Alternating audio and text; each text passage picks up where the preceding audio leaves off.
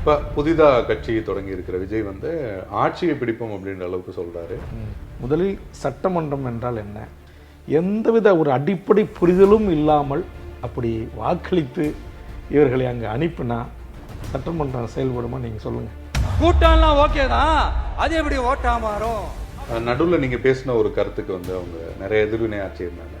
தமிழக வாழ்வுரிமை கட்சியினுடைய ஆங்கில சுருக்கம் டிவிகே, அதே பேரை அவங்க வச்சுருக்காங்க.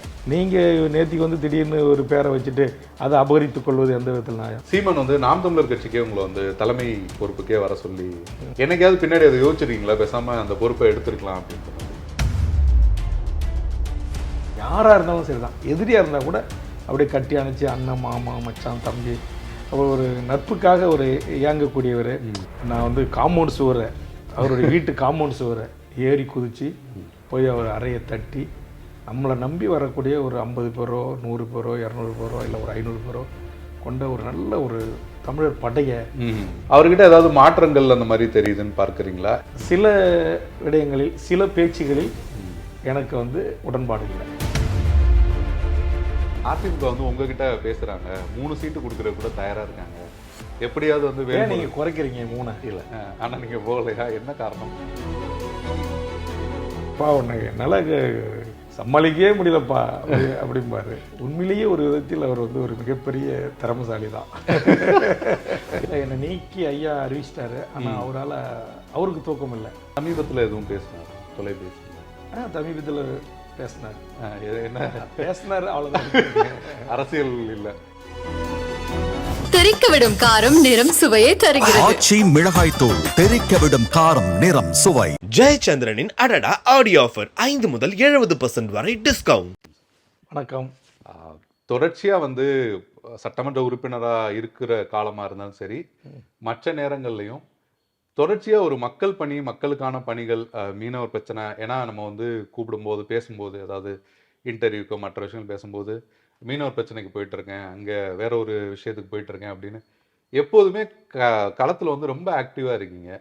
உங்களோட சீக்ரெட் ஆஃப் எனர்ஜிக்கு என்ன காரணம்? எனர்ஜிக்கு என்ன காரணம்? நம்ம இளம் வயதுலேருந்து அரசியல் இருக்கிறோம். நம்ம தமிழ்நாட்டு மக்களுடைய பிரச்சனைகளை ரொம்ப ஆழமாக கூர்ந்து கவனித்து அந்த மக்களுக்காக நிற்கணும். அந்த மக்கள் பிரச்சனையை நம்மக்கிட்ட கொண்டு வரும்போது, அது நம்ம கவனத்திற்கு வருகின்ற போது அதில் நம்ம ஏதாவது கவனம் செலுத்தி அதில் ஏதாவது ஒரு தீர்வை ஏற்படுத்தி தரணும் அப்படின்ற மக்கள் மீது இருக்கிறத ஒரு மாறாத அன்பு தான். பொதுவாக வந்து இப்போ இருக்கிற நிறைய அரசியல் தலைவர்களுக்கு அவங்க வந்து ரிலாக்ஸேஷனுக்கு வந்து ஒரு படம் பார்க்குறது, இல்லை சிலருக்கு வந்து பாட்டு கேட்பது அப்படின்றதெல்லாம் ரொம்ப பிடிக்கும். அப்படி உங்களுக்கு ரிலாக்ஸேஷன் அப்படின்றது, ரிலாக்ஸ் டைம் அப்படின்றது எப்படி வச்சுக்கிறீங்க? எனக்கு அப்படி எந்த நேரமும் இல்லை. கடுமையான முதுகு வலியின் காரணமாக இந்த ஆயுர்வேதிக் அல்லது சித்த வைத்தியத்திற்கு 3 நாட்கள், அதிகபட்சம் 1 வாரம், அதுக்கு மட்டும்தான் ஆண்டுக்கு ஒரு முறை. அதுவும் எல்லா ஆண்டும் கிடையாது. எப்பயாவது ஓய்வு கிடைக்கும்போது முகூர்த்த நாள் இல்லாத நாட்களில் அந்த சிகிச்சைக்கு போயிட்டு வருவேன். மற்றபடி வந்து மக்களை சந்திப்பது, மக்களை பார்ப்பது, மக்களின் மீது கொண்டுள்ள அன்பு பாசம், குறிப்பாக என் கட்சியினுடைய தோழர்கள் என் மீது வைத்திருக்கிற மாறாத அன்பும் பாசமும் தான் என்னை வந்து ரொம்ப, நீங்கள் சொன்ன மாதிரி, ஒரு எனர்ஜெட்டிக்காக இயங்க வைக்கிறது. அதாவது வேல்முருகன் அப்படிங்கிறவர் யார் அப்படின்றது ஒரு அரசியல் களத்தில் இருக்கிற தலைவர்களுக்கு, அதில் போராடுற அமைப்புகளுக்கெல்லாம் நிச்சயம் தெரியும். ஏன்னா ரொம்ப சின்ன அமைப்புகளாக இருந்தால் கூட எல்லா அமைப்புகள் நடத்துகிற போராட்டத்தில் பார்த்தோன்னா கடைசியாக வந்து உங்கள் பேர் இருக்கும் அந்த உரைக்கு அப்படின்னு. எப்படிப்பட்ட மக்கள் பிரச்சனைகள் சார்ந்த கூட்டமாக இருந்தாலும் உங்களை கூப்பிடணும் அப்படின்றது நிறையா போராட்டங்கள் கூட்டங்கள்லாம் உங்களை பார்க்க முடியுது. ஆனால் இன்னைக்கு இருக்கிற ஒரு 2K கிட்ஸ், ஜென்சி கிட்ஸ்ன்னு சொல்லுவாங்கல்ல, அவங்களுக்கு வேல்முருகன் உங்களை இன்ட்ரோ பண்ணணும்னா நீங்கள் எப்படி பண்ணுவீங்க? இல்லை, அது வந்து நீங்கள் கேட்ட கேள்விக்கான பதில் வந்து கொஞ்சம் கடினமானது. காரணம் வந்து எங்ககிட்ட மிகப்பெரிய ஊடகங்கள் இல்லை, எந்த சமூக ஊடகங்களும் இல்லை, எந்த பத்திரிகைகளும் இல்லை, தினப்பத்திரிகை இல்லை, வார பத்திரிகையும் இல்லை. எங்களுடைய செயல்பாடுகள் அல்லது உங்களை போன்ற எங்களை பற்றி முழுவதுமாக தெரிந்த ஊடகவியலாளர்கள் மக்களிடம் கொண்டு சேர்ப்பதன் ஊடாக மட்டும்தான் நீங்கள் சொன்ன அந்த 2000 ஆண்டு இளைய தலைமுறையிடம் நாங்கள் சேர்ந்து வருகிறோம். நீங்கள் குறிப்பிட்டது போல் வருகின்ற 31ஆம் தேதி பெரம்பலூர் மாவட்டத்தில் பாவலர் ஐயா பெருஞ்சத்தினாருடைய அன்பு மகன் திரு பொழிலன் அவர்களுடைய ஒருங்கிணைப்பில் கிட்டத்தட்ட ஒரு 50க்கும் மேற்பட்ட அமைப்புகள், இயக்கங்கள் ஒன்று கூடி நாங்கள் வந்து ஒரு தமிழ் சமூகத்தின் வாழ்வுரிமைக்கான எதிர்கால சந்ததிகளின் நலனை பாதுகாக்கக்கூடிய, பிற மாநிலங்களின் உரிமையை பாதுகாக்கக்கூடிய ஒரு ஒன்றுகூடலை நாங்கள் ஏற்பாடு செய்திருக்கோம். அது வந்து கிட்டத்தட்ட ஒன்றிய அரசு பண அச்சடிப்பு, இராணுவ பாதுகாப்பு, வெளிநாட்டின் கொள்கைகளை வகுப்பது, இதை மட்டும் நீங்கள் வைத்துக்கொண்டு ஒரு முற்றதிகார தமிழ்நாடு வேண்டும், முற்றதிகாரம் பெற்ற மாநிலங்கள் இருக்க வேண்டும் என்கிற ஒரு கருத்தை வலியுறுத்தி ஒரு மாநாட்டில் கூட நான் உரையாற்ற செல்கிறேன். ஆக நீங்கள் சொன்னது போல் தமிழ்நாட்டில் அரசியல் தெரிந்த, அரசியல் புரிந்த, நீண்ட நெடிய நாட்களாக தமிழ் தேசிய அரசியல், திராவிட அரசியல் அல்லது முற்போக்கு அரசியல், இடதுசாரி அரசியல் அல்லது கடந்த காலங்களில் ஆயுத போராட்டங்களிலிருந்து தற்போது அதை கைவிட்டு ஜனநாயக பாதையை திரும்பியவர்கள் என்று அனைவராலும் நேசிக்கப்படக்கூடிய அன்புக்குரிய ஒரு கட்சியின் தலைவராக, அவர்களுடைய நட்பு சக்தியாக இருப்பதில் நான் பெருமை கொள்கிறேன். கண்டிப்பாக எதிர்காலத்தில் நீங்கள் சொன்ன அந்த இளைய தலைமுறையிடம் தமிழக வாழ்வுரிமை கட்சி எந்த நோக்கத்திற்காக தொடங்கப்பட்டது, எந்த நோக்கத்திற்காக அது பயணித்து கொண்டிருக்கிறது, அதை நிறுவி அதை நடத்தி வருகிற வேல்முருகன் யார் என்பதை கண்டிப்பாக தமிழ்நாட்டில் இருக்கிற அனைத்து மக்களும், உலகம் முழுவதும் வாழ்கின்ற தமிழர்களும் தெரிந்து கொள்ள வேண்டும். அல்லது அவர்கள் என்னை தெரிந்து கொள்கின்ற வகையில் நான் இன்னும் இந்த சமூகத்திற்கு பணியாற்ற வேண்டும் என்று நான் விரும்புகிறேன். எந்த வயசுல வந்து நீங்க அரசியல் களத்துக்கு வந்தீங்க? இல்ல இதுதான் அரசியல், நம்ம வந்து இந்த மாதிரி போய் போராடுவதன் மூலமாவோ, மக்களுக்காக நிற்கிறதன் மூலமாவோ, இல்லை இது பேசுறதன் மூலமாவோ, இல்லை ஒரு அமைப்புல நம்ம சேர்ந்து தான் இதெல்லாம் மாற்ற முடியும் அப்படின்ற எண்ணம் அதெல்லாம் உங்களுக்கு எப்போ வந்தது? அதாவது நான் வந்து 1970களில் பிறந்தேன். எங்கள் புலியூர் எங்கள் கிராமத்தில் வந்து புலியூர் அரசு துவக்கப்பள்ளி இருந்துச்சு. அந்த எனக்கு நினைவு அப்படின்னாக்கா, நான் வந்து 3ஆம் வகுப்பு படிக்கின்ற போது ராமு ஆசிரியர் என்று என் பள்ளிக்கான இரு வகுப்பறைகள் கொண்ட வகுப்பறைக்கு தலைமை ஆசிரியர். அவர் வந்து அப்போ என்ன 3ஆம் வகுப்புனா 8 வயது இருக்கும், 7 to 8 வயது. அப்போ அவர் ஒரு கிராமத்திலேருந்து மிதிவண்டியில் வரணும், பேருந்து வசதி கிடையாது, இல்லை நடந்து தான் வரணும். அவர் வருவதற்கு முன்பு அந்த 2 வகுப்பறைகளை சுத்தம் செய்து, அந்த கரும்பலகை எல்லாம் தயார் செய்து, அவர் வந்து மாணவர்களை அடிப்பதற்கான எங்கள் ஊரில் கழின்னு சொல்லுவோம், கொம்பு, அந்த சவுக்கு கொம்பு, யூக்கலிப்டிஸ் மரங்கள் எல்லாம் அதை சீவி கொண்டாந்து அந்த டேபிளில் வைக்கிறது, அதுமாதிரி மண்குடத்தில் தண்ணி பிடித்து வந்து வைக்கிறது. அப்போ காமராஜருடைய அந்த உணவு திட்டத்தின் தொடர்ச்சியாக அந்த கருப்பு கேன்களில் கோதுமை வரும், அந்த காலத்து ஸ்டாண்டர்டு வேனில் அதை ஓடி போய் இறக்கி அந்த மாணவர்களுக்கு பரிமாறுவது. அப்போ ஈய தட்டுக்கள் கொடுத்துருந்தாங்க துவக்க பள்ளிகளுக்கு, அதை கழுவி அடுக்கி அதை பாதுகாப்பு அப்படின்று அந்த மாதிரி அந்த சக மாணவர்களை என்னோடு அந்த கிராமத்தில் படித்த ஒரு 50லிருந்து 60 மாணவர்களுக்கு ஒரு மாணவர் தலைவன் போல் பணியாற்றி, காலை ஆசிரியர் வருவதற்கு முன்பு சரியாக 9 மணி அளவில் எங்கள் ஒரு பெரிய நல்ல சவுக்கு மரத்தில் அந்த தேசிய கொடியை தினந்தோறும் ஏற்றி மாலை இறக்குவது, அந்த பணிகளையும் அந்த 7-8 வயதில் நான் செஞ்சேன். வீட்டில் பேரண்ட்ஸ் அவங்களோட கைடன்ஸ் அந்த மாதிரி காரணமாக இருக்குமா? இல்லை, அது வந்து என்னுடைய சொந்த கிராமம் வந்து திரு பண்ருட்டியார் அவர்கள் பிறந்து வளர்ந்து அந்த காலகட்டங்களில் 80களில் தமிழ்நாட்டில் உங்களுக்கு தெரியும், அவர் மறைந்த எம்ஜிஆர் அவர்களோடு மிக நெருக்கமாக இருந்த ஒரு புகழ்பெற்ற அமைச்சராக, அந்த கட்சியினுடைய முன்னணி ஒரு திமுக, அண்ணாவோட திமுக, அதுக்கு பிறகு எம்ஜிஆரோட அதிமுக என்று. அப்போ நான் 80களிலிருந்து 90களில் வரை என்னுடைய பள்ளி அந்த படிப்பு காலம். அப்போ அவருடைய அந்த தாக்கம், அது போன்று உங்களுக்கு தெரியும், எங்கள் கடலூர் மாவட்டத்தை சேர்ந்த பெருந்தலைவர் ராமசாமி படையாட்சியார், அவருடைய தாக்கம் என்னுடைய பெற்றோர்கள் சொல்வது. என்னுடைய இரத்த உறவு முறையை சார்ந்தவரும் திரு கோவிந்தசாமி கச்சராயர் என்று, அப்போது 1952இல் இந்தியன் எக்ஸ்பிரஸ் முதலாளி கோயங்காவை எதிர்த்து சிதம்பரம் நாடாளுமன்ற தொகுதியில் வெற்றி பெற்றவர். ஆக அதேமாதிரி நிறைய புகராகவன், காமராஜ் அமைச்சராக இருந்தவர், இவங்கெல்லாம் அந்த மாவட்டத்தை சேர்ந்தவர்கள். குறிப்பாக நான் பிறந்த சமூகத்தை சார்ந்தவர்கள். ஆக அவரவருடைய உறவினர்கள் ஏதோ ஒரு விதத்தில் எங்களுக்கு உறவுக்காரர்களாக இருப்பாங்க, இல்லை சமூகத்தை சார்ந்தவர்களாக இருப்பாங்க. அவர்கள் எல்லாம் அந்த பெருமை பேசுவாங்க, எங்கள் அண்ணன், எங்கள் தாத்தா, எங்கள் மச்சான், அப்படிப்பட்டவர் இப்படிப்பட்டவர், அப்படி அந்த பெருமை பேசுகின்ற போது அது என்ன சொல்லப்போனால் அது ஒரு கதை கேட்டு வளர்ந்தவர். எங்கள் பாட்டி, தாத்தா, அத்தை, எங்களுடைய உறவுகளுடைய மடியில் படுத்து அந்த கதை கேட்போம். பண்ருட்டியார் வந்தார், இவர் தான் அந்த டேங்க் கட்டி கொடுத்தாரு, இவர் தான் அந்த ஊருக்கு பேருந்து விட்டார், இவர் தான் அந்த பள்ளிக்கூடத்தை கட்டி கொடுத்தாரு அப்படின்னு சொல்லுவாங்க. அப்படி கேட்டு அந்த கதை, சிறு குழந்தையாக இருந்து கதை கேட்டு அப்படி என்னுள் ஒரு தாக்கம், நாம் என்னைக்காவது இப்படி ஒரு நாள் ஆக முடியுமா அப்படின்ற ஒரு எண்ணம் என்னில் ஏற்பட்டது. அதனுடைய விளைவு தான் நான் வந்து தொடர்ச்சியாக அந்த 7-8 வயதிலிருந்து அரசியல் களத்தில் பள்ளி மேடைகளில் மாணவனாக பேச்சு போட்டியில் பேசி அதற்கு பிறகு மாநில அளவிலான பேச்சு போட்டிகள் கலந்து கொண்டு பேசி, அதுக்கு பிறகு நான் 8வது படிக்கும்போதே நான் வந்து தேர்தல் பிரச்சாரத்தில் அங்கே பண்ருட்டியார் மற்றும் டாக்டர் நந்தகோபாலகிருஷ்ணன் சொல்லி திமுகவினுடைய 89 எம்எல்ஏவாக இருந்தார். அவர் அதுக்கு முன்னாடி நின்ற போதும் சரி, அதுக்கு தேர்தல் பிரச்சாரத்தில் ஈடுபட்டது.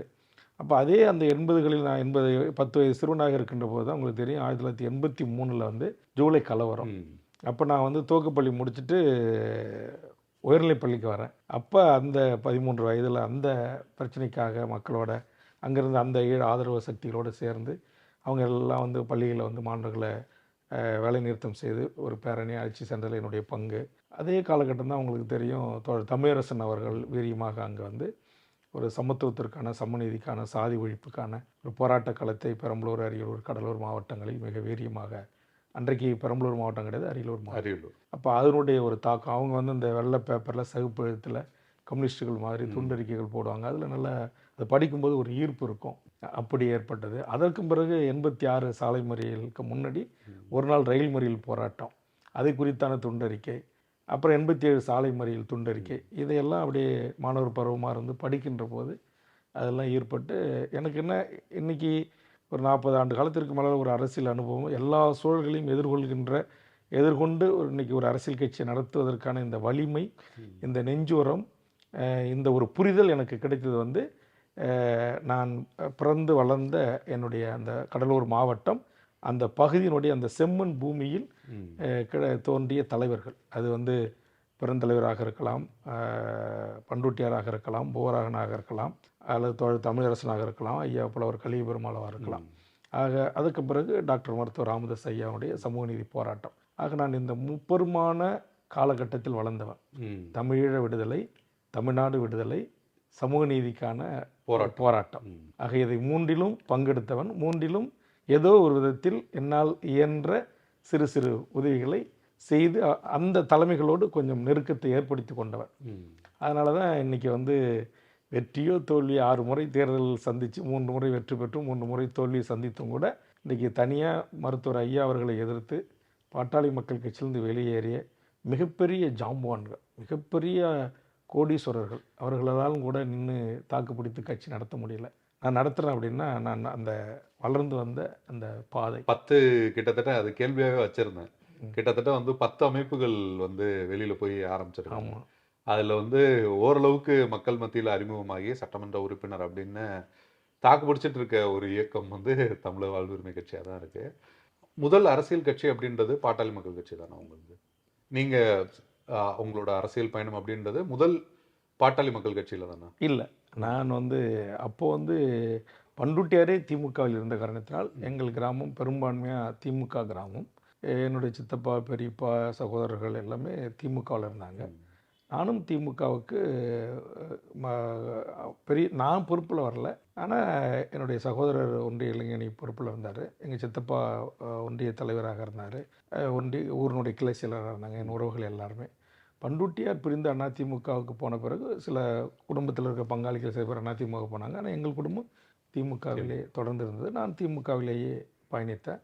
அதுக்கு பிறகு 89 நான் சென்னைக்கு வந்தபோது எனக்கான ஒரு பெரிய கட்சியினுடைய தொடர்பு என்பது அந்த திமுகவில் நாங்கள் அங்கே இருந்த அதை பயன்படுத்தி கொண்டு இங்கே அண்ணா அறிவாலயத்திலே வந்து தங்கி மாசிலாமணின்னு சொல்லிட்டு கலைஞர் திருமண மண்டபத்தின் மேலாளராக இருந்தார்.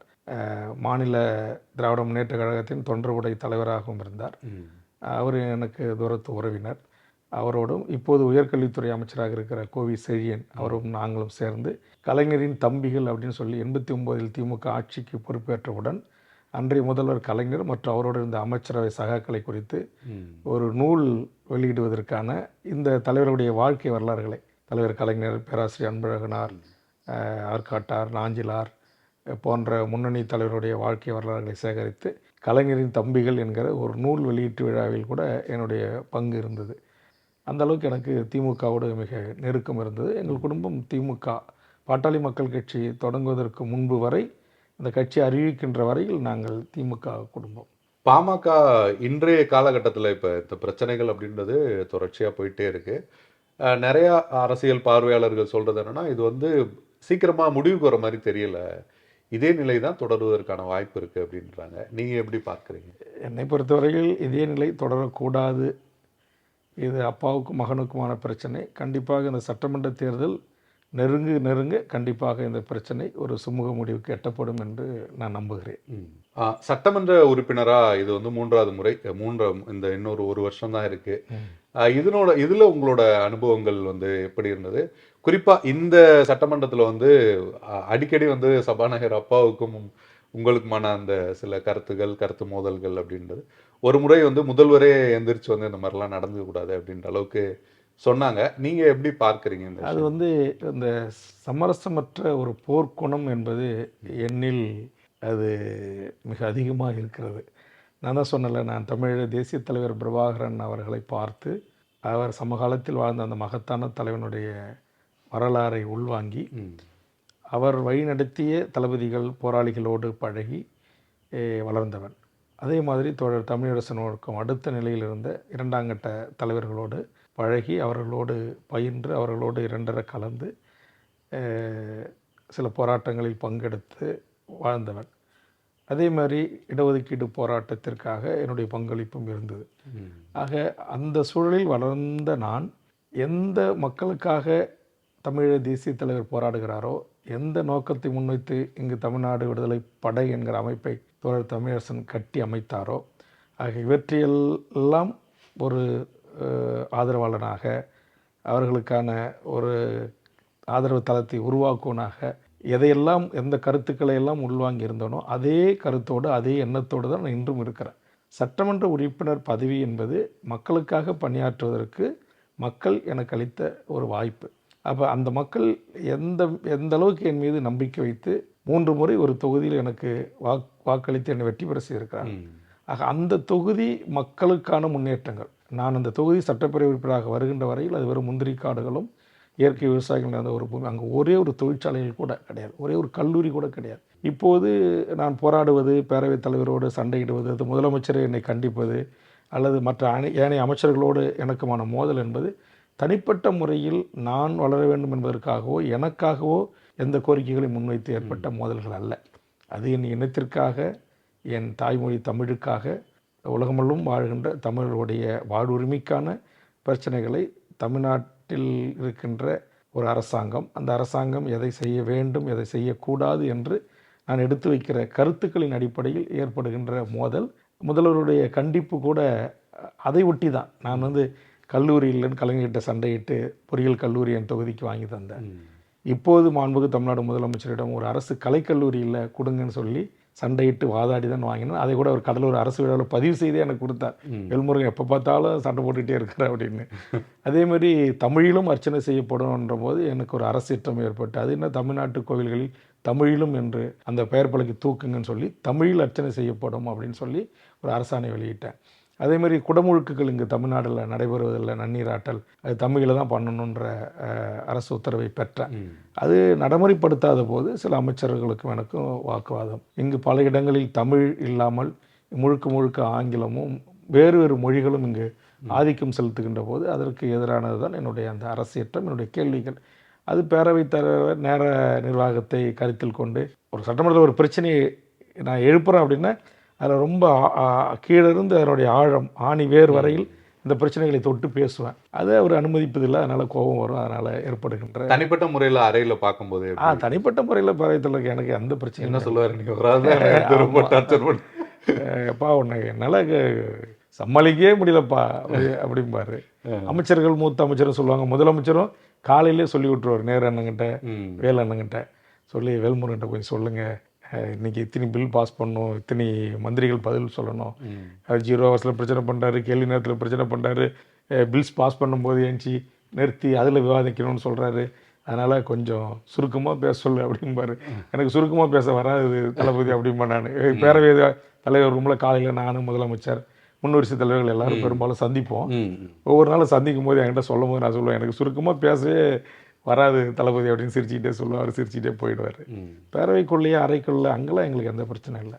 கண்டிப்பு அப்படின்றது இருந்தாலுமே கூட சமீபத்தில் வந்து அந்த அவர் முதல்வரோட திருமணம் அந்த விருந்து வந்து உங்களுக்காக காத்திருந்தாங்க அப்படின்ற செய்தி வந்து வந்தது. கூட்டணி கட்சி தலைவர்கள் எல்லாரும் நீங்கள் போராட்டத்தை முடிச்சுட்டு வர்றதுக்கு நேரமான அந்த நேரத்தில் உங்களுக்கு எப்படி இருந்தது? அது எனக்கு வந்து ஒரு மிகப்பெரிய ஒரு சங்கடத்தை, ஒரு இத்தனை தலைவர்களையும் நம்ம காக்க வச்சுட்டோம், முதலமைச்சரே காத்துக்கிட்டு இருந்திருக்கிறாரு அப்படின்னு சொல்லி கொஞ்சம் எனக்கு அடுத்த முறையெல்லாம் வந்து திட்டம் நான் எப்பயுமே இது வரைக்கும் காலதாமதம் போனதே இல்லை.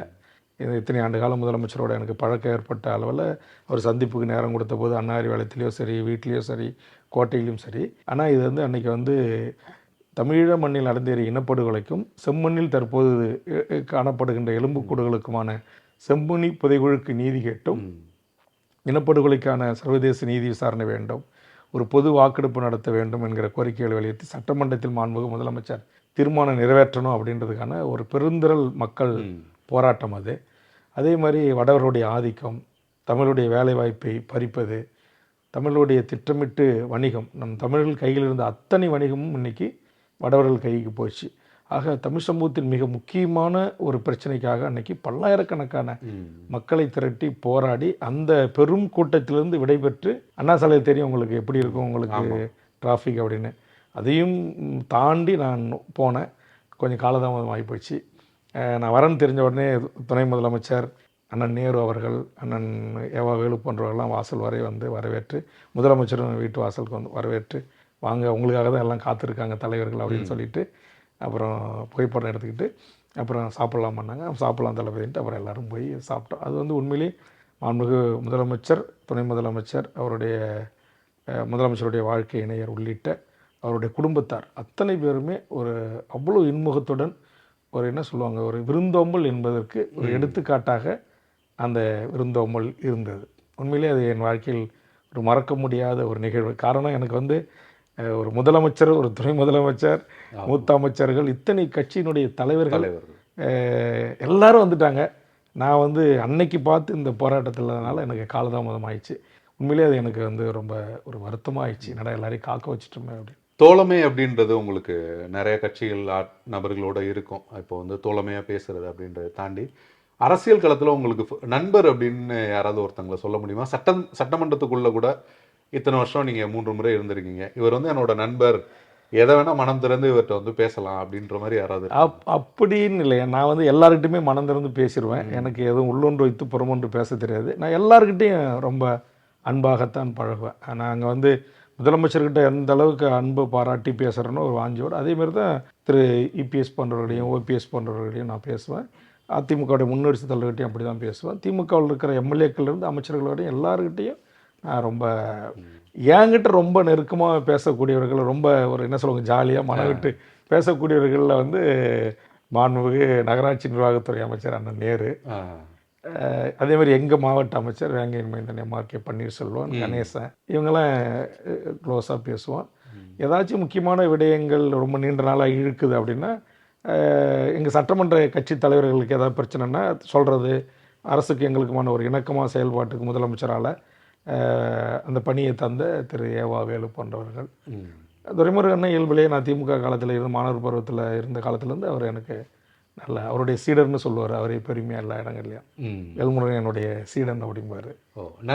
அவர் மாநில மாணவர் அணி செயலாக இருக்கும்போது நான் அங்கே வந்து அந்த மாணவர் அணியின் பள்ளி பருவத்தில் படிக்கும்போது அந்த அமைப்பில் பணியாற்றிருந்தால சொல்லி என்னை பெருமையாக அறிமுகப்படுத்துவார் கலைஞர்கிட்ட, மற்ற தலைவர்கிட்டலாம். கலைஞர் சொன்னதுனால தான் டக்கு ஞாபகம். அவர் வந்து தூள் முருகன் அப்படின்ற அளவுக்கு உங்களை வந்து ரொம்ப அவரோட உங்களோட அந்த பயணம் அது எனக்கு ரொம்ப மனதுக்கு என்ன சொல்லுவாங்க, எனக்கு ரொம்ப அவர்கிட்ட வந்து எந்த நேரத்துலையும் நான் நேரமே கேட்க மாட்டேன். அவருடைய அறைக்கும் சரி, அவருடைய வீட்டுக்கும் சரி, எப்போ வேணுமாலும் போய் பார்ப்பேன், எப்போ வேணுமாலும் சந்திப்பேன். ஒரே ஒரு காவலர்கள்லேருந்து பிஎஸ்ஓஸு, செக்யூரிட்டி, அவர் முதலமைச்சர் இவர் மட்டும் வந்து எப்போ வேணுமாலும் பார்க்குறாரு, எப்போ வேணுமாலும் உள்ளே திறந்து கதவை திறந்துட்டு வராரு அப்படின்னு உதவியாளர்களோடைய செக்ரட்டரிஸ் யாருமே தடுக்க மாட்டாங்க. அது ஃபுல் ஃப்ரீடம் எனக்கு அங்கே இருந்துச்சு. இங்கேயும் அதே ஃப்ரீடம் இருக்குது. ஆனால் என்ன, நான் இப்போ வந்து செக்யூரிட்டி பர்பஸ்க்காக நான் வந்து சொல்லிட்டு போகிறேன். அப்போ வந்து நான் சொல்லாமல் போவேன். அந்த அது வீடாக இருந்தாலும் சரி, அலுவலகமாக இருந்தாலும் சரி, அந்த ஒரு ஃப்ரீடத்தை மாண்புமிகு மறைந்த முத்தமிழறிஞர் தலைவர் கலைஞர் அவர்கள் எனக்கு வழங்கியிருந்தார்கள். அதே மாதிரி மறைந்த முதல்வர் ஜெயலலிதா அவர்களுமே இறுதி காலத்தில் வந்து அதிமுக தலைவர்களை விட நிறைய டிஸ்கஷன் பண்ணது, ஏர்போர்ட்ல கூட ஒரு முறை வந்து பார்த்து பேசி அந்த அளவுக்கு ரொம்பவே உங்க மேல ஒரு கூட்டணி கட்சி தலைவராக மாண்புமிகு மறைந்த அம்மையார் அவர்கள் 3 முறை என்னை வந்து அதிகாரப்பூர்வமாக அழைச்சி பேசினாங்க. எனக்கான தொகுதி உடன்படிக்கையின் போது அதேமாதிரி கூட்டணி கட்சி தலைவராக பேசினாங்க. அவங்களோட நான் இருந்த காலத்தில் எனக்கு மறக்க முடியாத ஒரு நிகழ்வு. நான் ட்ரேட் சென்டரில் ஒரு இப்தார் விருந்து கொடுத்தாங்க. எல்லா அதிமுகவுடைய முக்கிய தலைவர்கள் பண்ருட்டியார் உள்பட எல்லாரும் முன்வரிசையில் உட்கார வச்சுருக்காங்க. நானும் முன்வரிசையில் உட்காந்துருக்கிறேன். மாண்புமிகு முதலமைச்சர், அதோட இந்த இஸ்லாமிய தலைவர்கள், இன்னும் 2-3 முக்கியமான தலைவர்கள் அவங்க மட்டும் மேலே இருக்கிறாங்க. என்ன பார்த்துட்டாங்க. அவங்க பார்த்துட்டு உடனே டக்குன்னு கூப்பிட்டு தன்னுடைய அதிகாரிகளை கூப்பிட்டு, வேல்முருகனையே அங்கே உட்கார வச்சுறீங்க, அவர் கூப்பிடுங்க மேலேன்னு சொல்லிட்டு அவர் இருக்கைக்கு ஒரு 2 இருக்கை தள்ளி எனக்கு ஒரு இருக்கை போட்டு உட்கார வச்சாங்க. எனக்கு அப்படியே ரொம்ப, ஏன்னா நான் யாரை பார்த்து இப்படி வரமாட்டேன்னு நினச்சனோ எனக்கு ஒரு விதத்தில் உறவினரான பண்ருட்டியார் அவர் ஏற்று மாரி உட்காந்துருக்காரு. ஆனால் மாண்புக்கு அம்மையார் அவர்கள் என்னை அழைச்சி அவருக்கு பக்கத்தில் எனக்கு இருக்கை போட்டு உட்கார வச்சாங்க. அந்த மாதிரி அதேமாதிரி நீங்கள் சொன்ன மாதிரி இந்த பெங்களூர் வழக்கில் சிறையில் இருந்துட்டு வெளியில் வராங்க பல தலைவர்கள், ஒட்டுமொத்த அதிமுக தலைவர்களும் ஏர்போர்ட்டில் குவிஞ்சு கிடக்குறாங்க, பொக்கை இது வச்சுட்டு காத்துட்டு கிடக்குறாங்க. ஆனால் நானும் ஒரு கூட்டணி கட்சி தலைவராக நான் அவங்க வராங்க போய் பார்க்கணும் மரியாதை நிமித்தமாக அப்படின்ட்டு நான் எல்லோரும் அவங்களாம் பார்க்கட்டும் சீனியர்ஸ்லாம் அப்படின்ட்டு நான் ஒதுங்கி நிற்கிறேன். மற்ற கூட்டணி கட்சி தலைவர்கள் நிற்கிறாங்க. ஆனால் அவங்க நான் நின்னதை கவனிச்சிட்டாங்க. அந்த கார் ஓட்டுநர்கிட்ட கூட்டு சொல்லி வேல்முருகன் நிற்கிற இடத்துக்கு வண்டியை விடுன்றாங்க. அவங்க பாதையை தாண்டி நான் இருக்கிற பக்கமாக வண்டி வருது. என்னடா அது வண்டி நம்மளை நோக்கி வருது, நம்ம தனியாக நிற்கிறோமா அப்படின்னு நான் பார்க்குறேன். கரெக்டாக என்கிட்ட நிறுத்தி கிளாஸ் இறக்கி என்னை அழைச்சி நீங்கள் சொன்னாங்க, நீங்கள் இந்த இந்த காலகட்டத்தில் நீங்கள் என்ன பண்ணீங்க அப்படின்னு என் கவனத்துக்கு வந்துச்சு. ரொம்ப நன்றி சகோதரர், எப்படி இருக்கீங்க, நல்லா இருக்கீங்களா, வாங்க அப்படின்னு சொல்லிட்டு ரொம்ப ஒரு நிமிடம் 2 நிமிடம் அந்த வண்டியை நிறுத்தி பேசி, கிட்டத்தட்ட எனக்கு அது என்ன காரணம் அப்படின்னா, குறிப்பாக உங்கள் தொலைக்காட்சியிலேருந்து எல்லா தொலைக்காட்சியிலையும் அவங்க கைது செய்யப்பட்ட போது நான் இப்படி ஒரு முதலமைச்சரை இந்த கைது செய்த விதத்தின் மீது எனக்கு மாற்று கருத்து இருந்துச்சு. காவேரி கர்நாடகா இஷ்யூலாம் நான் தமிழ்நாட்டு பக்கம் நின்று ஒரு துணிச்சலான ஒரு முதலமைச்சர், அவங்க தேசிய கொடியை அவுத்து அவங்கள காரில் கூட உட்காரக்கூடாது இறங்கி வாங்கன்னு சொல்லி கூப்பிட்டது, அங்கே இருக்கை தராமல் நிற்க வச்சது, இதையெல்லாம் நான் கேள்விப்பட்டிருந்தேன். ஆக இதையெல்லாம் குறித்து கடுமையாக விமர்சனம் செய்து நான் கர்நாடக அரசையும் காவல்துறையும் பேசியிருந்தேன். இது எல்லாத்தையும் ஒரு காலத்தில் டேப் பண்ணி அவங்களுக்கு அங்கே பார்க்க அனுப்பிச்சிருக்கிறாங்க. அதை பார்த்துட்டு அவங்க உண்மையிலே என் மேலே மிகப்பெரிய அவங்களுக்கு ஒரு அன்பு ஒரு மரியாதை ஏற்பட்டு அதை பகிர்ந்துக்கிட்டாங்க. இன்று ஆங்கில பத்திரிகை கூட அந்த படத்தை மட்டும் போட்டு மாநில அளவில் ஒரு பெரிய செய்தியாகவும் யாருக்கிட்டையுமே பேசலை, அவ்வளோ பேர் நின்றுருந்தாங்க. பொக்கை மரியாதை எதுவுமே ஏற்றுக்கல. வேல்முருகனை மட்டும் பார்த்துட்டு வேல்முருகன் கொடுத்த இதை ஷால் மட்டும் வாங்கிட்டு என்னோட மட்டும் பேசிட்டு நேராக போயஸ்கார்னுக்கு போனாங்க. ஒரு வார்த்தை கூட வேறு யார்கிட்டையும் பேசலை. அது எனக்கான நேர்மைக்கும் என்னுடைய என்ன சொல்லுவாங்க ஒரு துடிப்பான அரசியல்.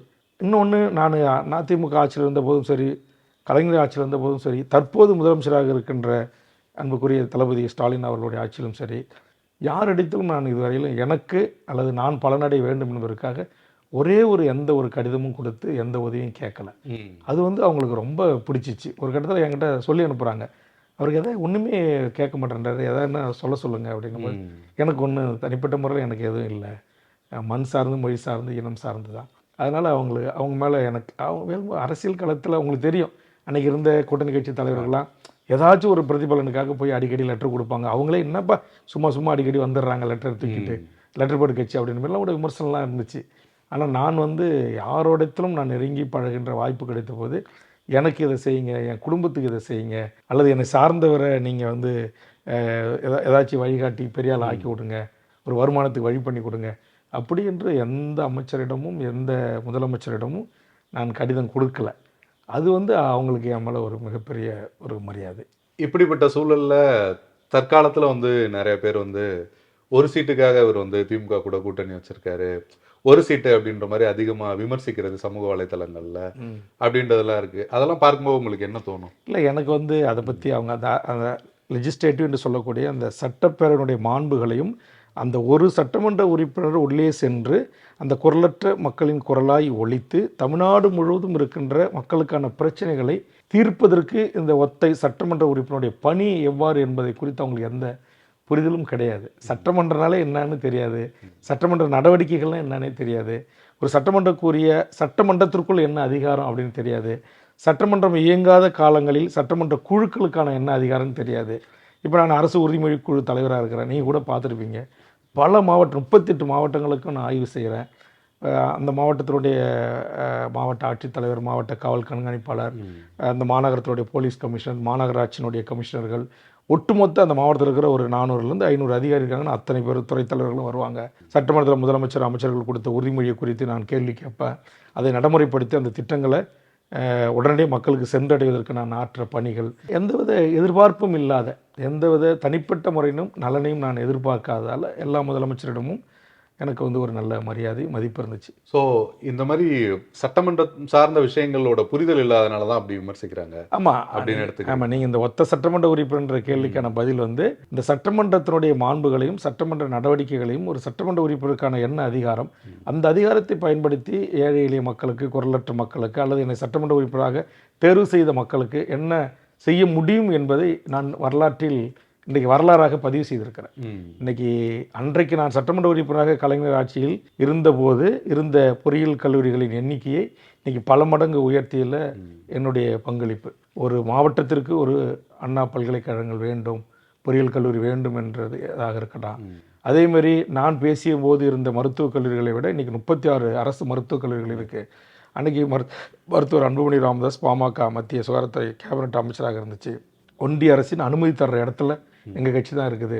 தலைவர் கலைஞர் அவர்கள் நீங்கள் கொள்கை முடிவு எடுங்க, மாவட்டத்துக்கு ஒரு மருத்துவக் கல்லூரி அறிவிங்க அப்படின்னு சொன்னேன். அன்றைக்கி இருக்குது. இதேமாதிரி இன்றைக்கி ஒரு சட்டமன்ற தொகுதிக்கு ஒரு கலை அறிவியல் கல்லூரியை கொள்கையாக எடுத்து அறிவிங்கன்னு திமுக அரசிடம் போராடி இன்றைக்கி என் பண்ருட்டி தொகுதிக்கு ஒரு கலை அறிவியல் கல்லூரி வாங்கியிருக்கேன். அதேமாதிரி இன்றைக்கி என்னுடைய சட்டமன்ற தொகுதி முழுவதுமாக ஒரு தண்ணீர் பெற்ற தொகுதியாக மாற்றிருக்கேன். அதாவது பண்ருட்டி பழைய மருத்துவமனை கட்டடங்கள் இருந்துச்சு, அதை இடிச்சிட்டு 100 பெட்டட் புதிய மருத்துவமனையாக இப்போ கட்டிக்கிட்டு இருக்கிறேன். நெல்லிக்குப்பத்தில் ஒரு மேம்படுத்தப்பட்ட ஆரம்ப சுகாதார நிலையமாக மாற்றிருக்கிறேன். அதேமாதிரி நூற்றுக்கணக்கான கோடி ரூபாய் செலவில் அந்த உங்களுக்கு தெரியும் அந்த தென்பண்ணை ஆறு வெள்ளம் மழை சேதங்கள் எங்கள் பகுதியில் பகுதிக்கு வெள்ளம் வந்து மக்கள் உயிரெலாம் நிறைய இறந்துருக்காங்க. அதுக்கான தடுப்பணைகளை இன்றைக்கி ஏற்படுத்தி தந்திருக்கேன். நூற்றுக்கணக்கான கோடி ரூபாயில் விழுப்புரம், கடலூர், பாண்டிச்சேரிக்கான இணைப்பு சாலைகள், பைபாஸ் சாலைகள், இது எல்லாமே நான் வந்து சட்டமன்றத்தின் மூலமாக தான் இந்த ஒரு ஒத்தை சீட்டு எம்எல்ஏ என்று கேலி கிண்டல் செய்கின்றவர்களுக்கு தெரியாது, அத்தனையும் இன்றைக்கு என்னுடைய மக்களுக்கு செய்திருக்கேன். அதாவது இதையெல்லாம் நான் வாக்குறுதியாக கொடுத்து எனக்கு வாக்கு கொடுங்க, நான் இதெல்லாம் கொண்டு வரேன் அப்படின்னு மக்கள்கிட்ட வாக்கே கொடுக்கல. எனக்கு ஒரு வாய்ப்பு கொடுங்க. ஏற்கனவே 10 ஆண்டு காலம் இந்த தொகுதிக்கு எப்படி அடிப்படை வசதிகளான பள்ளிகள், குடிநீர், சாலை வசதி, மின்சாரம், பேருந்து என்ன வசதிகளை செஞ்சு கொடுத்துருக்கேன் என்பது உங்களுக்கு தெரியும். இந்த முறை நீங்கள் அதுமாரி ஒரு வாய்ப்பு எனக்கு திரும்பவும் கொடுங்க, நான் உங்களுக்கு என்னுடைய செயல்கள் மூலமாக நான் யாருன்னு உங்களுக்கு காட்டுறேன் அப்படின்னு சொல்லி தான் வாக்கு கேட்டேன். அதேமாரி இன்றைக்கி வந்து கலைக்கல்லூரி, மருத்துவமனைகள், சாலைகள், செக் டேம்னு சொல்லக்கூடிய தடுப்பணைகள், எண்ணற்ற பணிகளை என் தொகுதி முழுக்க மக்கள் கேட்ட அத்தனை பகுதிகளுக்கும் சாலையிலிருந்து அத்தனை அடிப்படை வசதிகளையும் செய்து தந்திருக்கேன். ஆனால் தனிப்பட்ட குடும்பங்களுக்கோ தனிப்பட்ட நபர்களுக்கோ எம்எல்ஏ என்ன செஞ்சீங்க அப்படின்னு கேட்டால் அதற்கு எனக்கு பதில் இல்லை. இப்போ கூட நேற்று கடந்த ஒரு வாரம் முன்பு கூட நம்ம மாண்புமிகு கல்வி அமைச்சரை தொடர்பு கொண்டு என்னுடைய பண்ருட்டி தொகுதிக்கென்று தனியாக பெண்களுக்கென்று ஒரு மேல்நிலை பள்ளி வேணும்னு கேட்டு இந்த ஆண்டு உத்தரவு வாங்கியிருக்கிறேன். அதேமாதிரி நத்தம் ஒரு பகுதியில் ஆண்டாண்டு காலமாக ஒரு நடுநிலைப் பள்ளியாகவே இருக்குது, அங்கே வந்து ஒரு உயர்நிலைப் பள்ளி இல்லை, அது இந்த ஆண்டு நான் வாங்கியிருக்கிறேன். உங்களுக்கு தெரியும், திமுக ஆட்சிக்கு வந்த பிறகு நடுநிலைப் பள்ளிகளோ உயர்நிலைப் பள்ளிகளோ பெண்களுக்குன்ற பள்ளி அறிவிப்பே இல்லை. ஆனால் இப்போ தான் நான் சண்டையிட்டு இன்றைக்கி அதுக்கு நான் ஒரு முயற்சி எடுத்தனுடைய விளைவு இன்றைக்கி தமிழ்நாடு முழுக்க பல உயர்நிலைப் பள்ளிகள், பல தனியார் பெண்களுக்கு என்று பள்ளிகள் மாண்புமிகு முதலமைச்சர் உத்தரவுக்கு இணங்க பள்ளிக்கல்வித்துறை அமைச்சர் அறிவித்திருக்கிறார்கள். இப்படி ஒரு எம்எல்ஏ என்பது அது அந்த அந்த தொகுதியிலிருந்து தேர்ந்தெடுக்கப்படுகின்ற ஒரு பதவி தான். ஆனால் தமிழ்நாடு முழுக்க இருக்கிற மக்கள் பிரச்சனையை பேசலாம். இப்போ உங்களுக்கு தெரியும், ஹைட்ரோ கார்பன்லேருந்து நீட்டுன்லேருந்து இன்றைக்கி மதுரையில் கொண்டு வந்த டங்ஸ்டன்லேருந்து முதல் கவனஈர்ப்பு எண்ணெய் தான். அரசை இம்ப்ரெஸ் பண்ணி முதலமைச்சர், அமைச்சர்களை சரியான கருத்துக்களை எடுத்து வச்சு பேசுகிறது. அதேமாதிரி இங்கே சென்னையில் ஒரு ஆட்டோ தொழிலாளி லாக்அப் விசாரணை மரணம், அதில் முதல் கவனஈர்ப்பு தீர்மானம் வெளியுள்ள கொண்டு வந்ததாக இருக்கலாம். காவல்துறையினுடைய என்கவுண்டர், நீங்கள் வந்து சட்டத்தின் முன்னிறுத்தி தண்டிக்கப்படுறது பதில் நீங்களே சட்டத்தை கையில் எடுத்துக்கிட்டு கொலை செய்யக்கூடாதுன்னு பேசுகிறதா இருக்கலாம். எங்கள் ஊரில் முந்திரி வியாபாரி செல்வத்துக்கு நீதி கேட்டு சட்டமன்றத்தில் என்னுடைய கவனஈர்ப்பு உரையாக இருக்கலாம். பல நூறு விடயங்கள். இன்றைக்கி வந்து இந்த ஒரு பதவி தான் செய்யூர் சிப்காட்டுக்காக தோழர்களை குண்டாஸில் போட்டாங்க. அது சொன்னாக்கா சொல்கிறவங்கக்கிட்ட முதலமைச்சருடைய கவனமே இல்லாமல் செயலாளர்கள் அளவில், காவல்துறை தலைவர்கள் அளவிலையும் முடிவெடுக்கப்பட்டு அறிவிச்சிட்டாங்க. நான் முதலமைச்சர்கிட்ட பர்சனலாக இதேமாரி ரொம்ப ஒரு கோபமாக ஒரு வீடியோ அனுப்பினேன். அவருடைய கவனத்துக்கு கொண்டு போ, அடுத்த நிமிஷம் என் கவனத்துக்கு வரல, நான் உடனே நடவடிக்கை எடுக்கிறேன்ட்டு அந்த குண்டாஸை உடனே ரத்து பண்ணுங்க. இந்தமாரி பல விடயங்களை என்னால் சொல்ல முடியும். இன்றைக்கி பரந்தூர் விமான நிலைய பிரச்சனையாக இருக்கட்டும், அதானி அம்பானியினுடைய துறைமுகங்களாக இருக்கட்டும், அதேமாரி இங்கே வந்து மக்கள் பிரச்சனைக்காக போராடிய தலைவர்கள் மீது போடப்பட்ட வழக்கை திரும்ப பெற வேண்டும் என்று நான் கோரிக்கை வைத்து அதற்கான அரசு உத்தரவுகளை போட்டு திரும்ப பெற்றதாக என்னை யார் ஒத்த சீட்டு அப்படின்னு கேலி கிண்டல் பண்ணுறாங்களோ அந்த கட்சியினுடைய தலைவர்கள் உட்பட இப்போ இரண்டாம் கட்ட தலைவர்கள் உட்பட மீது போடப்பட்டிருந்த அவர்கள் மக்களுக்காக நடத்திய போராட்டங்களுக்காக போடப்பட்ட வழக்குகளை கூட தமிழ்நாடு முழுக்க ரத்து செய்ததில் என்னுடைய பங்கு மிகப்பெரிய பங்கு. இப்போ புதிதாக கட்சியை தொடங்கி இருக்கிற விஜய் வந்து ஆட்சியை பிடிப்போம் அப்படின்ற அளவுக்கு சொல்கிறாரு. அதையும் தாண்டி பார்த்தோம்னா 2026 போட்டியே டிஎம்கே விசஸ் டிவிகே அப்படி தான் சொல்கிறாரு. உங்களுக்கு நீங்கள் அதை எப்படி பார்க்கல? அது அவருடைய ஒரு தனக்கு இருக்கிற ரசிகர்களுடைய செல்வாக்கை வைத்து அவர் தமிழக மக்களை கணக்கிடுகிறார். நான் ரசிகர்களுக்காக தமிழக மக்களிடம் அவருக்கு செல்வாக்கு இருக்குது, எனக்கு மாற்று கருத்தில்லை. ஆனால் அரசியல் என்பது சாதாரணமானதல்ல. விஜய்க்கும் சரி, விஜய் கூட இருக்கிற ரசிகர்களுக்கும் சரி, அல்லது விஜய் கட்சியில் இருக்கிற இரண்டாம் கட்ட தலைவர்களுக்கும் சரி, முதலில் சட்டமன்றம் என்றால் என்ன, இங்கு எத்தனை நாள் சட்டமன்றம் நடக்கும், எத்தனை அமைச்சர்கள் இருப்பார்கள், இவருக்கான எத்தனை ஐஏஎஸ் ஐபிஎஸ் ஆஃபீஸர்கள் இருப்பார்கள், அவர்களுடைய வேலை என்ன, சட்டமன்றத்தினுடைய வேலை என்ன, சட்டமன்ற குழுக்களின் வேலை என்ன, சட்டப்பேரவை செயலகத்தின் வேலை என்ன, கவன ஈர்ப்புனா என்ன, ஒத்திவைப்புனா என்ன, 0 ஹவர்ஸ்னா என்ன, துணை கேள்வினா என்ன, பாயிண்ட் ஆஃப் ஆர்டர்னா என்ன, இந்த மாதிரியான அடிப்படை இந்த சட்டமன்றத்தை குறித்து ஒரு மக்களுக்காக நாம் பணியாற்ற வருகிறோம் என்கிற போது எந்தவித ஒரு அடிப்படை புரிதலும் இல்லாமல் இந்த மக்கள் நாளை விஜயை கூட ஆதரித்து வாக்களித்து சட்டமன்றத்துக்கு அனுப்புனாக அங்கே இயங்கவே முடியாது. எல்லாவற்றுக்கும் இப்போ இந்த கேமராவை இயக்குறாருன்னா அவருக்கு கொஞ்சம் காலம் பயிற்சி இருக்கும். நீங்கள் என்ன நேர்காணல் எடுக்கிறீங்கன்னா உங்களுக்கு சிறிது காலம் பயிற்சி இருக்கும். ஆக எந்த பயிற்சியும் இல்லாமல் அவர்களுக்கு ரசிகர் மன்றம் வைத்தவர்களாக, பாலாபிஷேகம் செய்தவர்களாக, கட் அவுட் வைத்தவர்களாக, அல்லது வேறு விதமான தொழில் வம்பு தும்புகளில் ஈடுபட்டு பல பிரச்சனைகளுக்கு உள்ளான ஒருவரை விஜய் மதுரையில் நான் தான் நிற்கிறேன், ஆக 234 தொகுதியிலும் விஜய் தான் நிற்கிறார் என்பதை கருத்தில் கொண்டு எனக்கு வாக்களிங்க அப்படின்னு கேட்குறாரு. அப்படி வாக்களித்து இவர்களை அங்கே அனுப்பினா சட்டமன்றம் செயல்படுமா நீங்கள் சொல்லுங்கள்? விஜய் மேடையில் அமர்ந்திருந்த அவர் கட்சியினுடைய முன்னணி தலைவர்களில் யாருக்காவது 1-2 பேருக்கு வேணுமா தெரிஞ்சிருக்கலாம். மற்ற பெரும்பான்மை அவர் சொல்கிறார்ல, நாங்கள் அப்படியே ஸ்வீப் பண்ணி ஆட்சி பிடிக்க போகிறோம் 2026 அப்படின்னு.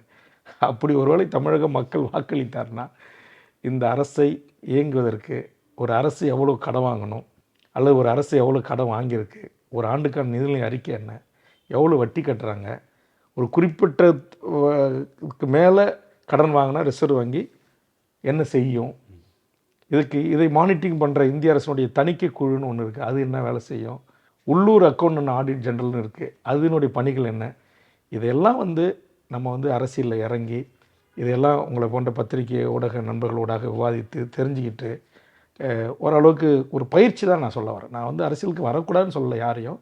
அப்போ நீங்கள் ஒரு 10 ஆண்டு காலம் 15 ஆண்டு காலம் இந்த நாட்டில் இருக்கிற மக்களுக்கான பிரச்சனைகளை குறித்து உள்வாங்கி பேசுங்க, இதையெல்லாம் தெரிந்து கொள்ளுங்கள், பல அரசியல் ஆளுமைகளோடு பழகுங்க, நட்பாக இருந்து மக்களுக்கான போராட்டங்களை முன்னெடுங்க.